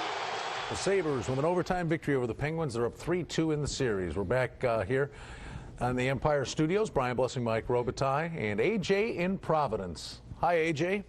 How you guys doing? Good, sir. I just wanted to say that you guys have a really great show. I'm a Bruin fan, so I'm sure you can understand my pain. And obviously I don't appreciate the Bork comments that were made just a little while ago. But I think the one thing that Buffalo has that no other team in the NHL really has is team chemistry. I think they have that better than any other team. I think going this far in the playoffs proves that team chemistry is just as important as a talent. And that's an important thing. There's a lot of credit for that. And AJ, that's an important thing at the trade deadline. The guys you bring in here, you got to make sure you find a way that they fit. And AJ, it's very important when you make a trade for these players, or you draft a player like that. Every player you bring into this organization, you go beyond just watching how they skate or how big they are or all these other attributes. You better find out if he has a ticker and how big it ticks at very critical times, and who they are and what they're all about. I mean, it goes beyond just a little bit of talent. You've got to have a certain amount to be there, but sometimes that, with just a passion to win and a passion to be a team player instead of an individual, it's unbeatable. I mean, you don't have to have the most talent to win a hockey game, and I think Buffalo is proving that. I mean, in spades in this series. Let's go back to the phones. Bob in Niagara Falls is our next caller. Hi, Bob. Hi, Brian. What's new, sir? Go ahead. I've got a question today about a call that was made during the game. Sure. Between Curtis Brown and Jagr. There was a delayed penalty to a defenseman at the time, and Jagr and Curtis Brown went off at the same time. Why wasn't that a 4-on-3 situation? And also, why did Jagr come out of the penalty box before Curtis Brown and the initial penalty? I didn't catch that penalty at all. There was a call on the defenseman before that, was there? There was a penalty, and then Brown and Jagr got tied up. There was a delayed penalty. Okay, so there was a call, and then, and we talked about that. I thought that'd be 4-on-4 myself. And then Jagr came out before Curtis Brown did, and he came out before the delayed penalty was up.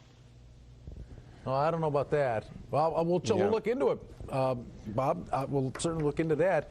I don't remember. Stay tuned, Bob. We'll have the answer for you. Okay, we'll look at the replays and make sure it wasn't that big a deal to either one of us that we really picked it up. But well, I know. I thought 4-on-3 would be a lot more dangerous than 5-on-4. Yeah, that'll work just fine. Believe me. All right. No kidding. All right, it's the Labatt Hockey Hotline, and we're taking another call. Jeff in Tonawanda. Hi, Jeff. Hi, Brian. How you doing? Good, sir. What's up? Hey, Mike. How are you? Real good. That's good. Hey, listen. How about Kalinin today? Whole playoffs, Jeff. I know. He's really, really stepped up his game. I think he's had one bad game so far in the playoffs, and he's playing just like he did at the first half of the season. And what a great time for him to pick it up again, because I'll tell you, the future is with players like that. He's young, he's big, he's strong, he's got all kinds of ability. He can handle ice time, and that's really important, Jeff. Some guys can't handle a lot of ice time. The more you throw at this guy, I think the better he'll play, especially as he matures and even gets stronger. He's got a little baby fat on him yet. Yeah, he seems to play quite smart. My question to you is your opinion, your educated guess, Mike. Brian, your opinion also. How do you feel with the return of Rasmussen? What's that going to do with Brown as far as where he's placed? Oh, it won't affect Brown. Brown will go against whoever the other team's toughest center is, but Rasmussen would jump in probably where Siplikov is, right? Yeah, possibly. I mean, it gives him a little flexibility, and I think that's very comfortable for Lindy Ruff and his coaching staff to be able to go into a game like that. I don't have a problem with Rasmussen. Certain guys, you'd be concerned about how you fit him in. Gee, you can only go with this guy here, but I don't think you deal with that problem with Rasmussen. He's not that type of player. You just put him on the ice. He's just a bull out there. He can be aggressive. He can be very upsetting to play against. He's a good forechecker. He plays strong, plays physical. He's capable of putting in the occasional goal. So you kind of fit this guy in any place you like. Mix and match with him. Certain guys say, oh, he can't play with a centerman unless he's a left-hand shot. Let me ask you this. When that situation arises that Rasmussen's ready to come back, I think Siplikov has earned his spurs here. And, I mean, I don't know if it's some sort of platoon system where, you know, one night Siplikov gets a go and it's Andreychuk the other. But I would let Siplikov keep it going out there. He's played quite well. And we've always talked about this guy. Whenever they plug him in, he gets in there and he fits. Well, he's on a little bit of a roll here, Mike. He's got a little foundation to him. He's been playing right along in this series. I think he deserves an opportunity to stay in the lineup when Rasmussen comes back. And the question would be who, if any, or who would come out? Well, you would think then that leaves Andreychuk as the possibility. Last time we guessed on that, we guessed wrong, and Andreychuk came back and scored 27 points. So I'll tell you what, whatever we guess, Lindy should go against it because he's usually right and we're usually wrong. Well, they were right today in overtime, 3-2. Stu Barnes, the game-winning goal. We're going to take a timeout. Come back with you for just a few more moments. And don't forget, you got the Empire Sports Report at 6 o'clock. And then it is Game 6 on Tuesday. He sliced it into the woods. I'll play it from here. Should have packed a lunch. 4.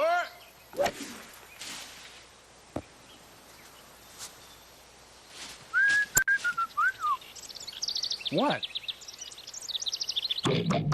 Look up, see blue. Labatt Blue. Hey, what can I say? I'm good in the woods. Adelphia and VH1 bringing you more great programming. 4 unknown bands travel to 11 cities pursuing their ultimate goal. I'm not going to lie and say I wouldn't love to be famous. They will grow together. They will be torn apart. They will do whatever it takes. Nothing is more important to any of us than this band. For only one band will win a shot at rock and roll stardom. Bands on the Run. Every Sunday night at 10, 9 Central. Only on VH1. VH1 Bands on the Run is brought to you by Adelphia.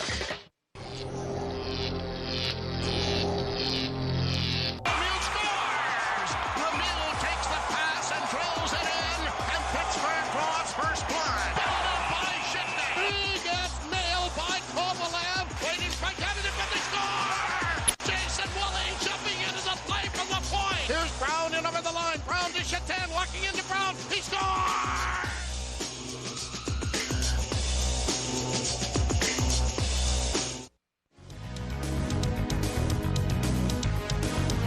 Labatt Hockey Hotline, brought to you by Labatt Blue. Look up, see blue. Chasing after it. Schmeling legs it out to center ice, getting it up to Brown. Brown in over the line, trying to get around Straka. Brown cleared it in front, right to goal crease, and it's lined. They score! They score! Finally knocked in over the goal line, and the Buffalo Sabres with another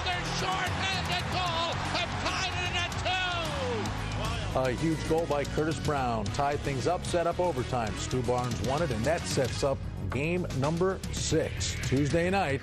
And that's game night prior to Hockey Hotline, immediately following the Sabres and Penguins here on the Empire Sports Network. We're looking at that goal, Brian. I mean, you talk about one-on-one confrontations and the importance of it. Brown won it. Brown outworks Straka. Schmelik outworks his man at the front of the net. Dumont outworks, of all people. I mean, you talk about a warrior, Bob Bugner. I mean, he took on somebody there, right? He's got a little bite to him. Yep. And he still won it. I'll tell you what, we've only got about 40 seconds left. Jim and Alden's patiently been holding on. Jim, quickly, unfortunately, say your piece, sir. Okay, Jim, that's not quick enough. We tried, Jim. We threw you a bone. $50 fine for talking to yourself, Jim. He didn't come through. All right. Holds on for an hour and hangs up. Sabres win it in overtime, and they've got an opportunity to move on to the next round. And, Michael, we talked about it from the get-go. Short-handed Buffalo has an opportunity against these guys. They're very, very, they're what you called it, riverboat gamblers. And are they going to change that? Are they going to be defensemen on the point instead of forwards from this point on? No, it would admit they're wrong at this point. So they'll just stick with those forwards back there in defense. Getting eliminated? Well, it might have to at this point. I mean, they're doing a lot of crazy things right now, decisions. I don't like Pittsburgh's decisions at all. All right, we'll see you on Tuesday. Sabres win it 3-2. Much more coming up on the Empire Sports Report. We'll see you on Tuesday. Good night, everyone.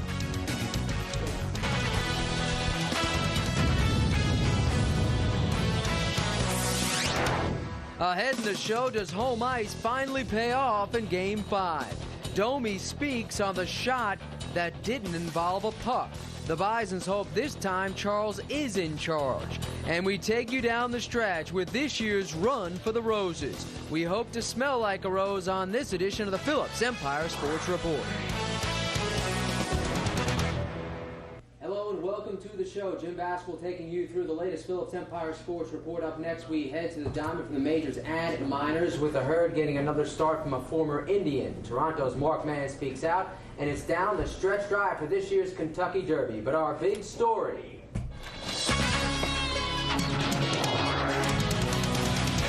comes from HSBC. It's Game 5, Sabres and Pens. Can Buffalo win on home ice for the first time this series? How about the Pens' big guns? Hasek stops Mario. Terrific save there off the 2-on-1. The Pens off the power play later on in that first frame. And this time, they reverse it. The one-timer off the stick of Jágr, and that gets it done. Pens on the board first. Alexei Mozarov, this is the second period. From behind the net, throws it in front, and he winds up getting it back and getting it in. The Pens, Hasek didn't have a great look, go up 2-0. Power play for the Sabres. They have a two-man advantage. Alexei Zitnik blocked by Lemieux, and this puck is clear. They cannot cash in. Again, it's the man advantage, but this time Chris Groton lets loose. Shoot the puck.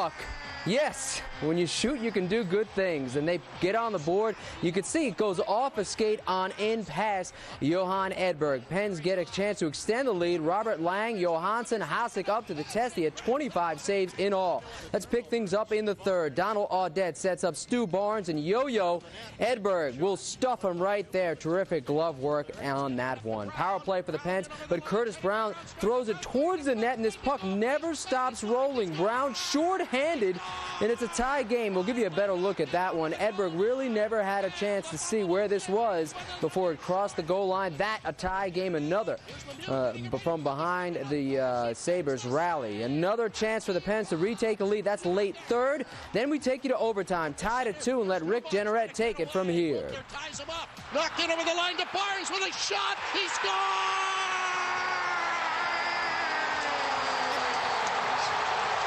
Absolute bullet from Stu Barnes, and that bullet bullets Buffalo back in the lead in the series, storming from behind a 2-0 deficit and assuming a 3-2 lead.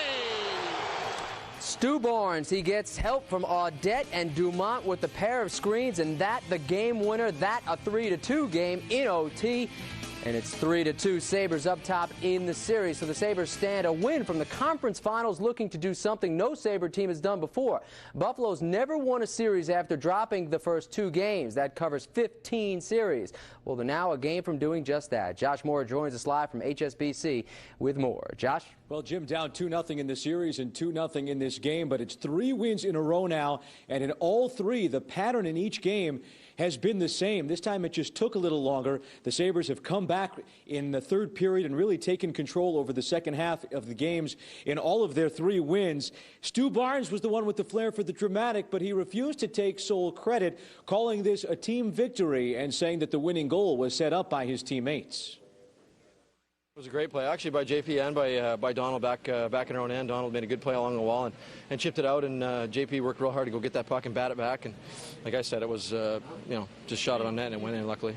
I just heads up and I saw Stu was coming, and he took a great shot, and after that, that was great. He tried to give it to me back, and I just went by, and when he saw that, he threw it back to Stu, and I just went in front of the net, and when I saw he had the puck, and I didn't know he was going to shoot, I just drove in front, and I was hoping for a rebound, and I heard a tick, and I was pretty happy about it. He comes in the slot and rips a stab shot off the crossbar in. It's a pretty good shot. Such a relief. We battled so hard that game, and they came in and they play strong road game, and we just nice to go back 3-2, and from 2-0 we were down. It's a great accomplishment, but it's still a long way to go. It's that it's a relief. Let's take a look beyond the score, because Stu Barnes was far from the only star in this one. Several hidden stars as well. Donald Audette, 6 shots on goal. He was a +1 and had just a little touch pass on that assist on the winning goal. Rhett Warner also playing against Mario Lemieux and Jaromir Jagr much of the night, a +2 with 4 shots on goal. Now here are a couple of very interesting notes. When series are tied at 2-2 in NHL history, the winner of Game 5 has won 131 of the last 161 such series. That's over 81%. But the Sabres have only won 2 of 10 series that start 2-2 overall, regardless of who wins Game 5, which is why players on both sides feel that this series is far from over. I wouldn't imagine them getting down on themselves yet. There's a long ways to go.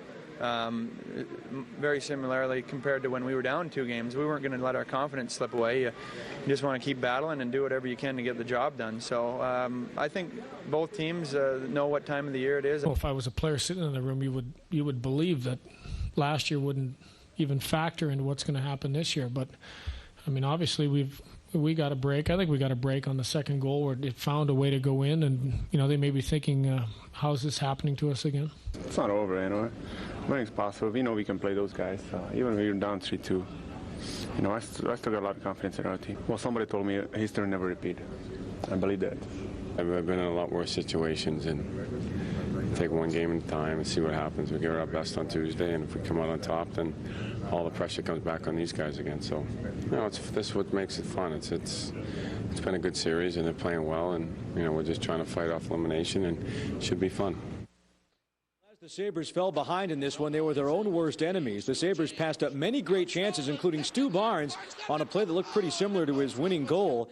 From the 6-minute mark of the first period to the 8-minute mark of the second, the Sabres had just 1 shot on goal, but then they got back in the game with 2 ugly ones to tie it, and they said they had to learn their lesson first, both for the game and the series.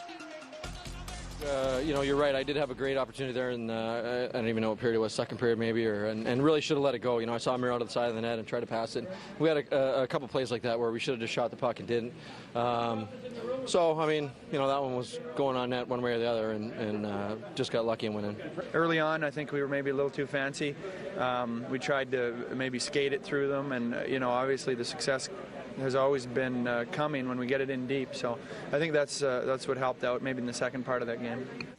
They also win a game when Jaromir Jagr and Mario Lemieux were at their best, and maybe that's starting to frustrate the Penguins just a little bit. We'll talk about that when we come back to HSBC Arena in just a few minutes. Jim?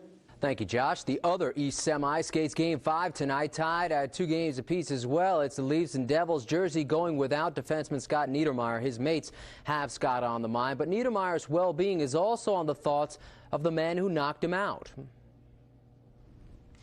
I sincerely hope Scott will be well soon enough to play hockey again.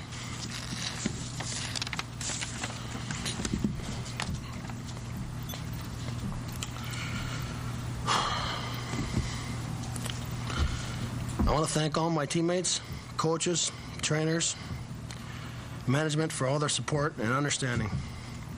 And I apologize to them if they feel I let them down. I pray I can return as soon as possible and help my team with the Stanley Cup. How about back on ice out west? Kings refused to call it a season last night. They are a mile high. Patrick Roy looking to add to his plethora of postseason wins, but Luc Robitaille says not tonight. That, folks, the game's lone tally in the contest, and it sends the Kings back to L.A. down 3-2 after the 1-0 win. Charles Nagy had to be thinking it could only get better. He didn't make it in 3 innings in his Bison debut, tattooed for 10 hits and 7 runs. Back on the bump, though, today after his 30-day rehab, continues with start number 2. He gets the Braves of Richmond International League contest today, and things a little bit better for Nagy this afternoon. And he got some help. Mark Budzinski, second inning, a man on. He is gone. Buffalo up top 2-0 in the contest, top 7. The Braves, Chan Perry goes to center. This drives home a run as he finds the gap there. It was a 3-0 lead. Down to 2 runs is the deficit. But the Bisons, Jason Hartke goes down the first baseline, brings this one home, and Buffalo comes away with the win. Nagy on the hill gets the W. 4-3 is your final in that one. Eastern League numbers have Binghamton 2-0 winner this afternoon, and just underway Erie and Harrisburg. Up next, we turn to the diamond, that of the majors. A pair of matinees for both teams that occupy the Empire State. We'll also skate downtown for more from Game 5. Sabres and Pens give you bonus heart-stopping hockey. More second season ice capades when we roll back.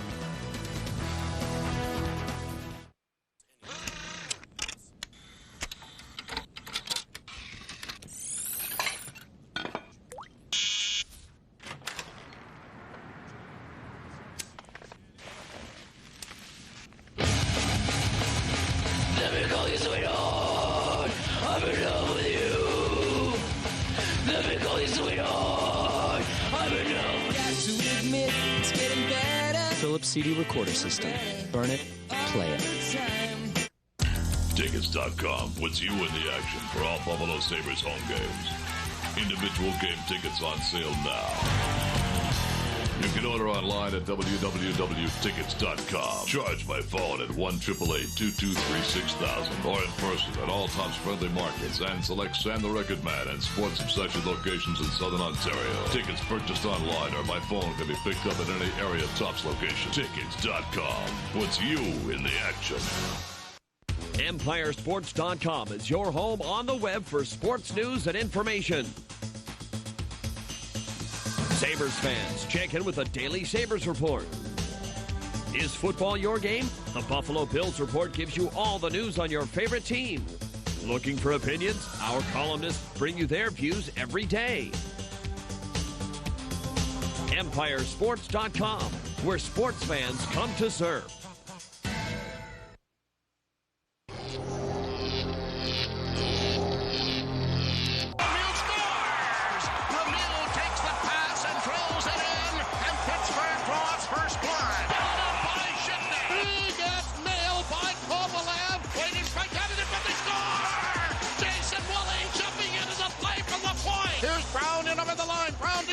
Walking into Brown, he scores!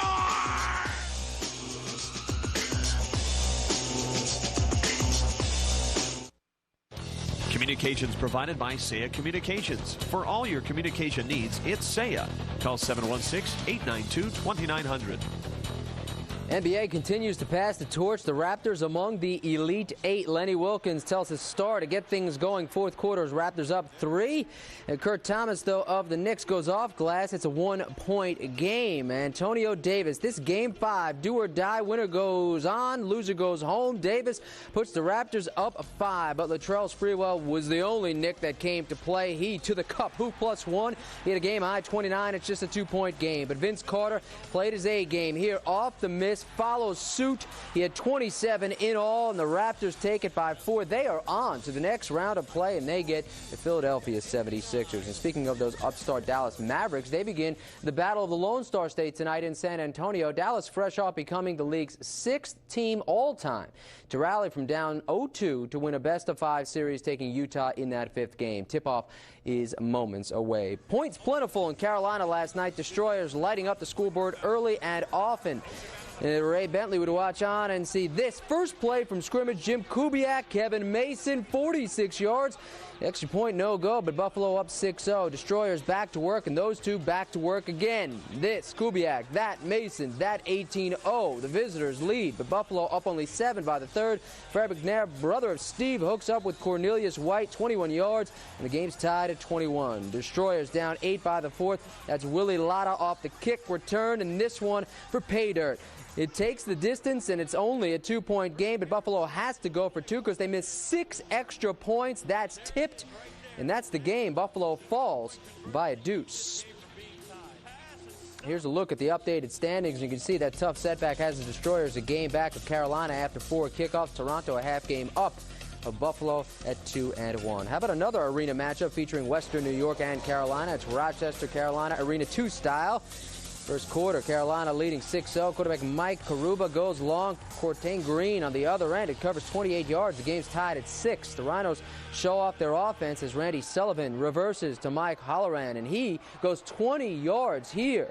Big game, but the Brigade show off their defense. Here, the shovel pass goes nowhere. A lot of running, but not a lot of yards on this one. Carolina will eventually wrap them up on the scoreboard as well. 38-14. Is the final there.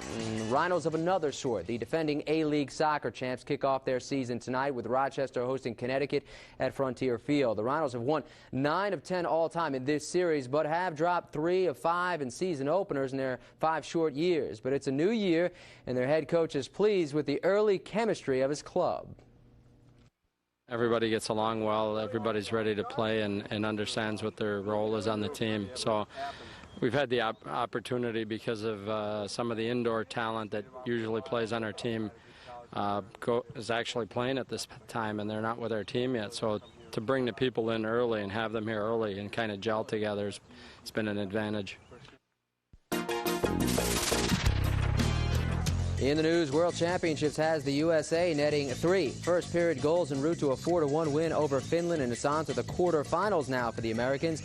At college hardcourts, Kentucky will lose a pair to the pros. Tayshaun Prince and Keith Bogans will both enter the NBA draft.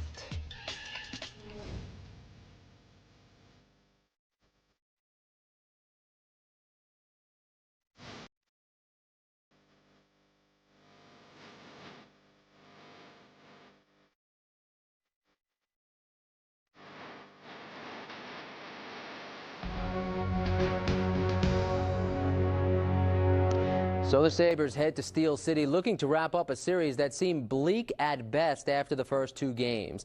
They've not only won, but they've outscored the Pens 8-0 in the third period and overtime during the last 3 games, all translating to wins. With more post-game, let's head back downtown with Josh Moore. Josh? Well, Jim, this one has to be extremely satisfying, not only because the Sabres have their first lead in terms of games in the series, and not only because they won in overtime, but because they beat the Penguins when they were at their best, or at least when their stars were at their best. Let's bring in Empire and Bob Trimble. And Bobby, that was certainly the case. Mario Lemieux and Jaromir Jagr had their best combined game of the series. At least at the beginning of the game, there's no question about it, Josh. Yeah, the 2 guys, Mario Lemieux and Jaromir Jagr, that lead this team on the first line, combined -5 through the first 4 games. Mario has a goal, Jagr has an assist, but today they combined for their very first goal of the game, and they showed why they're 2 of the best players in the world.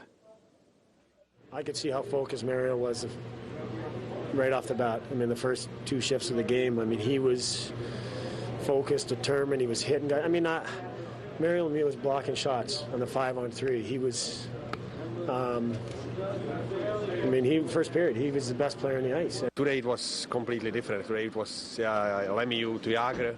Last time it was, I think, Jagr to Lemieux. You know, they can pass the puck, they can score. They know how to do it, but especially, I mean, Curtis Brown line, you know, they do a great job against them, and that's why we are, at least at this point, successful. Yeah. Mario, you get frustrated yourself, but you haven't scored, I think, in 4 games now. You know, you talked about other players have to be accountable. Are you one of them? Next question. 3 power play goals. Yeah, you sense a little tension on that side of things. Meantime, in regard to the Pittsburgh captain, Jágr, number 68, was in a personal battle all afternoon with checking line centerman Curtis Brown. In fact, seemingly so frustrated, he headlocked Brownie not once but twice, drawing penalties on both occasions. Yet after the game, Jágr didn't seem to be too worried about Brown or anything that happened as far as their confrontation. Not at all. It just doesn't. He doesn't play against me that much. I don't think. Probably he play against Mario, but most. He's not like skating with me all the time. Not at all. No. Most of the time I see Shitnik there, but Brown no. No, I don't think that was frustration. I think that was just desperation. Obviously, you get yourselves in situations and. If sometimes you just have to take a penalty. If a guy is going to maybe get a lane to the net or whatnot, you have to weigh the consequences, and you'd probably rather take a guy down when we're getting a free lane to the net. So I don't think he was frustrated there. I think that was just probably a good play, trying to eliminate a chance. He took a couple penalties, and fans love that. But we just tried to be as physical as we can against him and Mario, and hopefully we can contain them. Well, lunch bucket Curtis Brown against probably the most gifted forward in the NHL. They each score a goal today, but I think most importantly, Brownie leads in the series with 3 wins compared to 2, and they're heading back to Pittsburgh, and the Pittsburgh Penguins have some things to work out. And Curtis Brown with a couple of short-handed goals, making Mario Lemieux and Jágr pay even that much more. When we come back, we're going to talk about yet another interesting confrontation, that of the battle between the ex-Sabres playing for Pittsburgh and the ex-Penguins playing for Buffalo, and how the Sabres are winning that one as well when we come back to HSBC Arena in just a couple of minutes. Jim? Thanks, Josh. Thanks, Bob. It's Derby Day. When the Phillips Empire Sports Report rolls back, we'll see who ran to the winner's circle at Churchill Downs.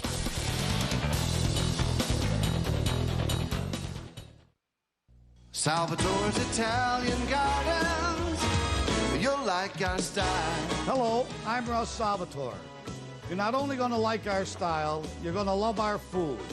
Our prime steaks and our fresh seafood, and being in business 35 years has made us one of the finest restaurants in the country. The boss is always right. Salvatore's Italian Gardens, you'll like our style. Adelphia and VH1 bringing you more great programming. 4 unknown bands travel to 11 cities pursuing their ultimate goal. I'm not going to lie and say I wouldn't love to be famous. They will grow together. They will be torn apart. They will do whatever it takes. Nothing is more important to any of us than this band. For only one band will win a shot at rock and roll stardom. Bands on the Run. Every Sunday night at 10, 9 Central. Only on VH1. VH1 Bands on the Run is brought to you by Adelphia. Defined abs. Everybody wants them, but few ever get them. That's because most people don't know the real key to developing abs lies in 2 factors: variety in training routines and nutritional insights to reduce fat deposits so you can see results. New from Fitness Made Simple comes 6-pack abs with John Bastow, the complete abdominal sculpting video. It offers 3 different home workouts and fat-fighting nutritional tips. Call now to order 6-pack abs or order online at our website, fitnessmadesimple.com. When it comes to the NHL playoffs, we've got them covered. We're with the team at home and on the road to bring you the interviews, analysis, and breaking stories you've come to expect. In fact, people are talking. You guys do a tremendous job. As good as anybody in the National Hockey League. No, not as good as anybody. You are the best as far as putting pregame show, hockey, everything involved, Empire Sports. I'll tell you, a lot of people have a lot of respect for you. We couldn't have said it better ourselves.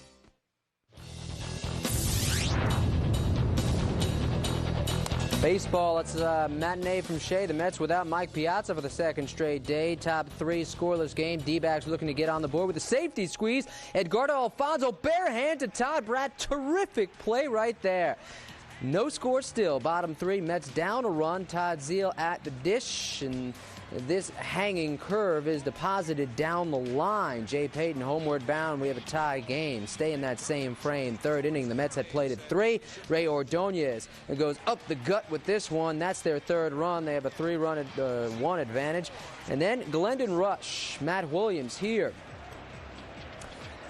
That's called reaction. The Mets take this one with Rush, the lefty, throwing a gem on the hill. New York's a winner 8-1 is your final. Zeal 3 for 4. Pods in Cincy this afternoon. Ricky Henderson 3 for 4 with 3 runs scored in the W.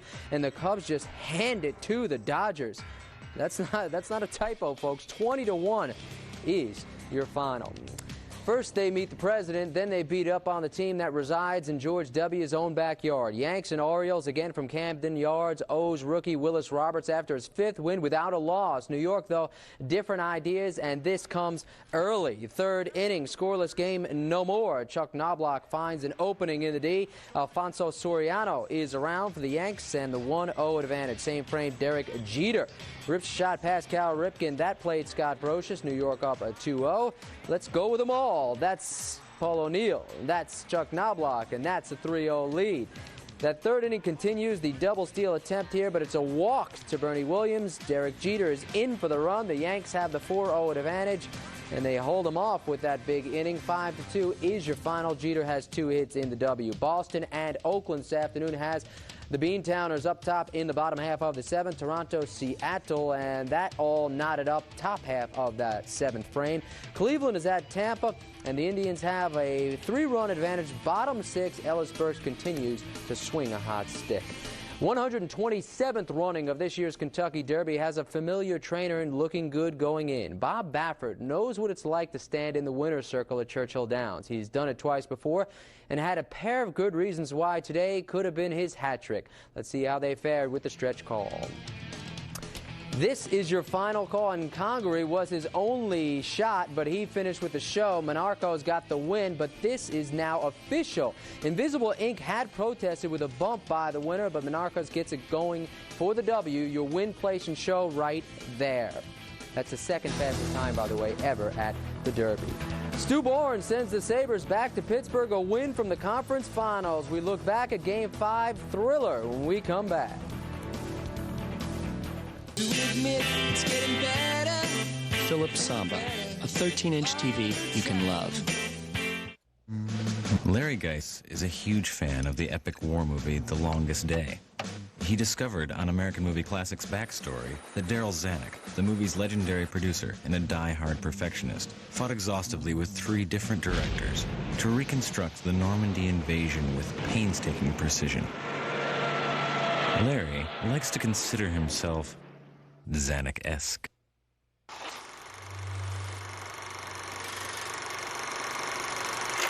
Wherever great plays are made, you'll find Zweigels. Zweigels, the official hot dog of the Buffalo Bills.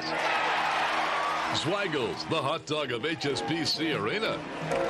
Zweigels, the Italian sausage of Dunn Tire Park. In the arena or on the field, Zweigels has always been part of the game. Put your taste to the test.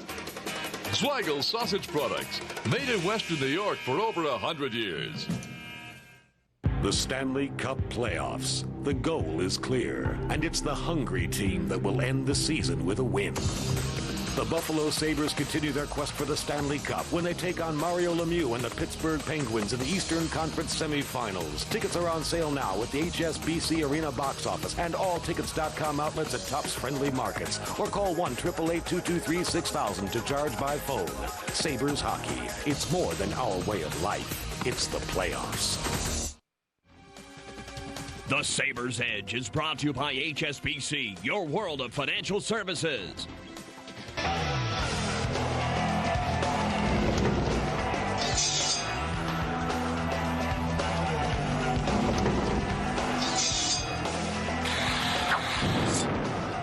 Game 5 from HSBC. Sabres down in the 3rd, but again they get it done in that final frame. That's Curtis Brown, and that somehow gets past Johan Edberg. Tie game overtime. We take you, Stu Barnes. Let's rip, and that the game winner. 3-2 the game, 3-2 the series. The Sabres now looking to wrap things up, and we look to wrap today's coverage up, rejoining Josh Moore downtown. Josh. Jim, how good does Darcy Regier look today? On the winner, J.P. Dumont outmuscles ex-Sabre Bob Bugner to set up Stu Barnes. That's 3 Sabre game-winning goals scored by ex-Penguins, the last 2 by Stu. I said to him after the game, I don't get too excited anymore. I expected of him. So, no, it's good to see. I think it's probably big for him, but especially against an old team. Well, I don't even know who scored the game-winning goal. I didn't look there. I saw I heard the post, and after that I heard the people celebrating. I didn't see the game winner. But they're both very good players. Barnes here, when he got traded, if you guys ask me what kind of player he is, I said he was the best goal scorer on our team.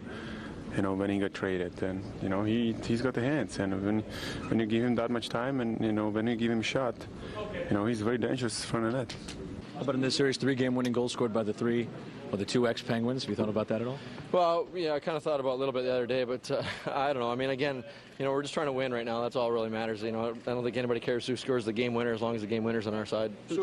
And now they can win the series in Pittsburgh on Tuesday night in Game 6. For Bob Trimble, I'm Josh Mora. Back to the studio and Jim Basquill. All right, Josh, thank you very much. Terrific coverage. Again, it's not how you start, but how you finish. Sabres up 3-2. More.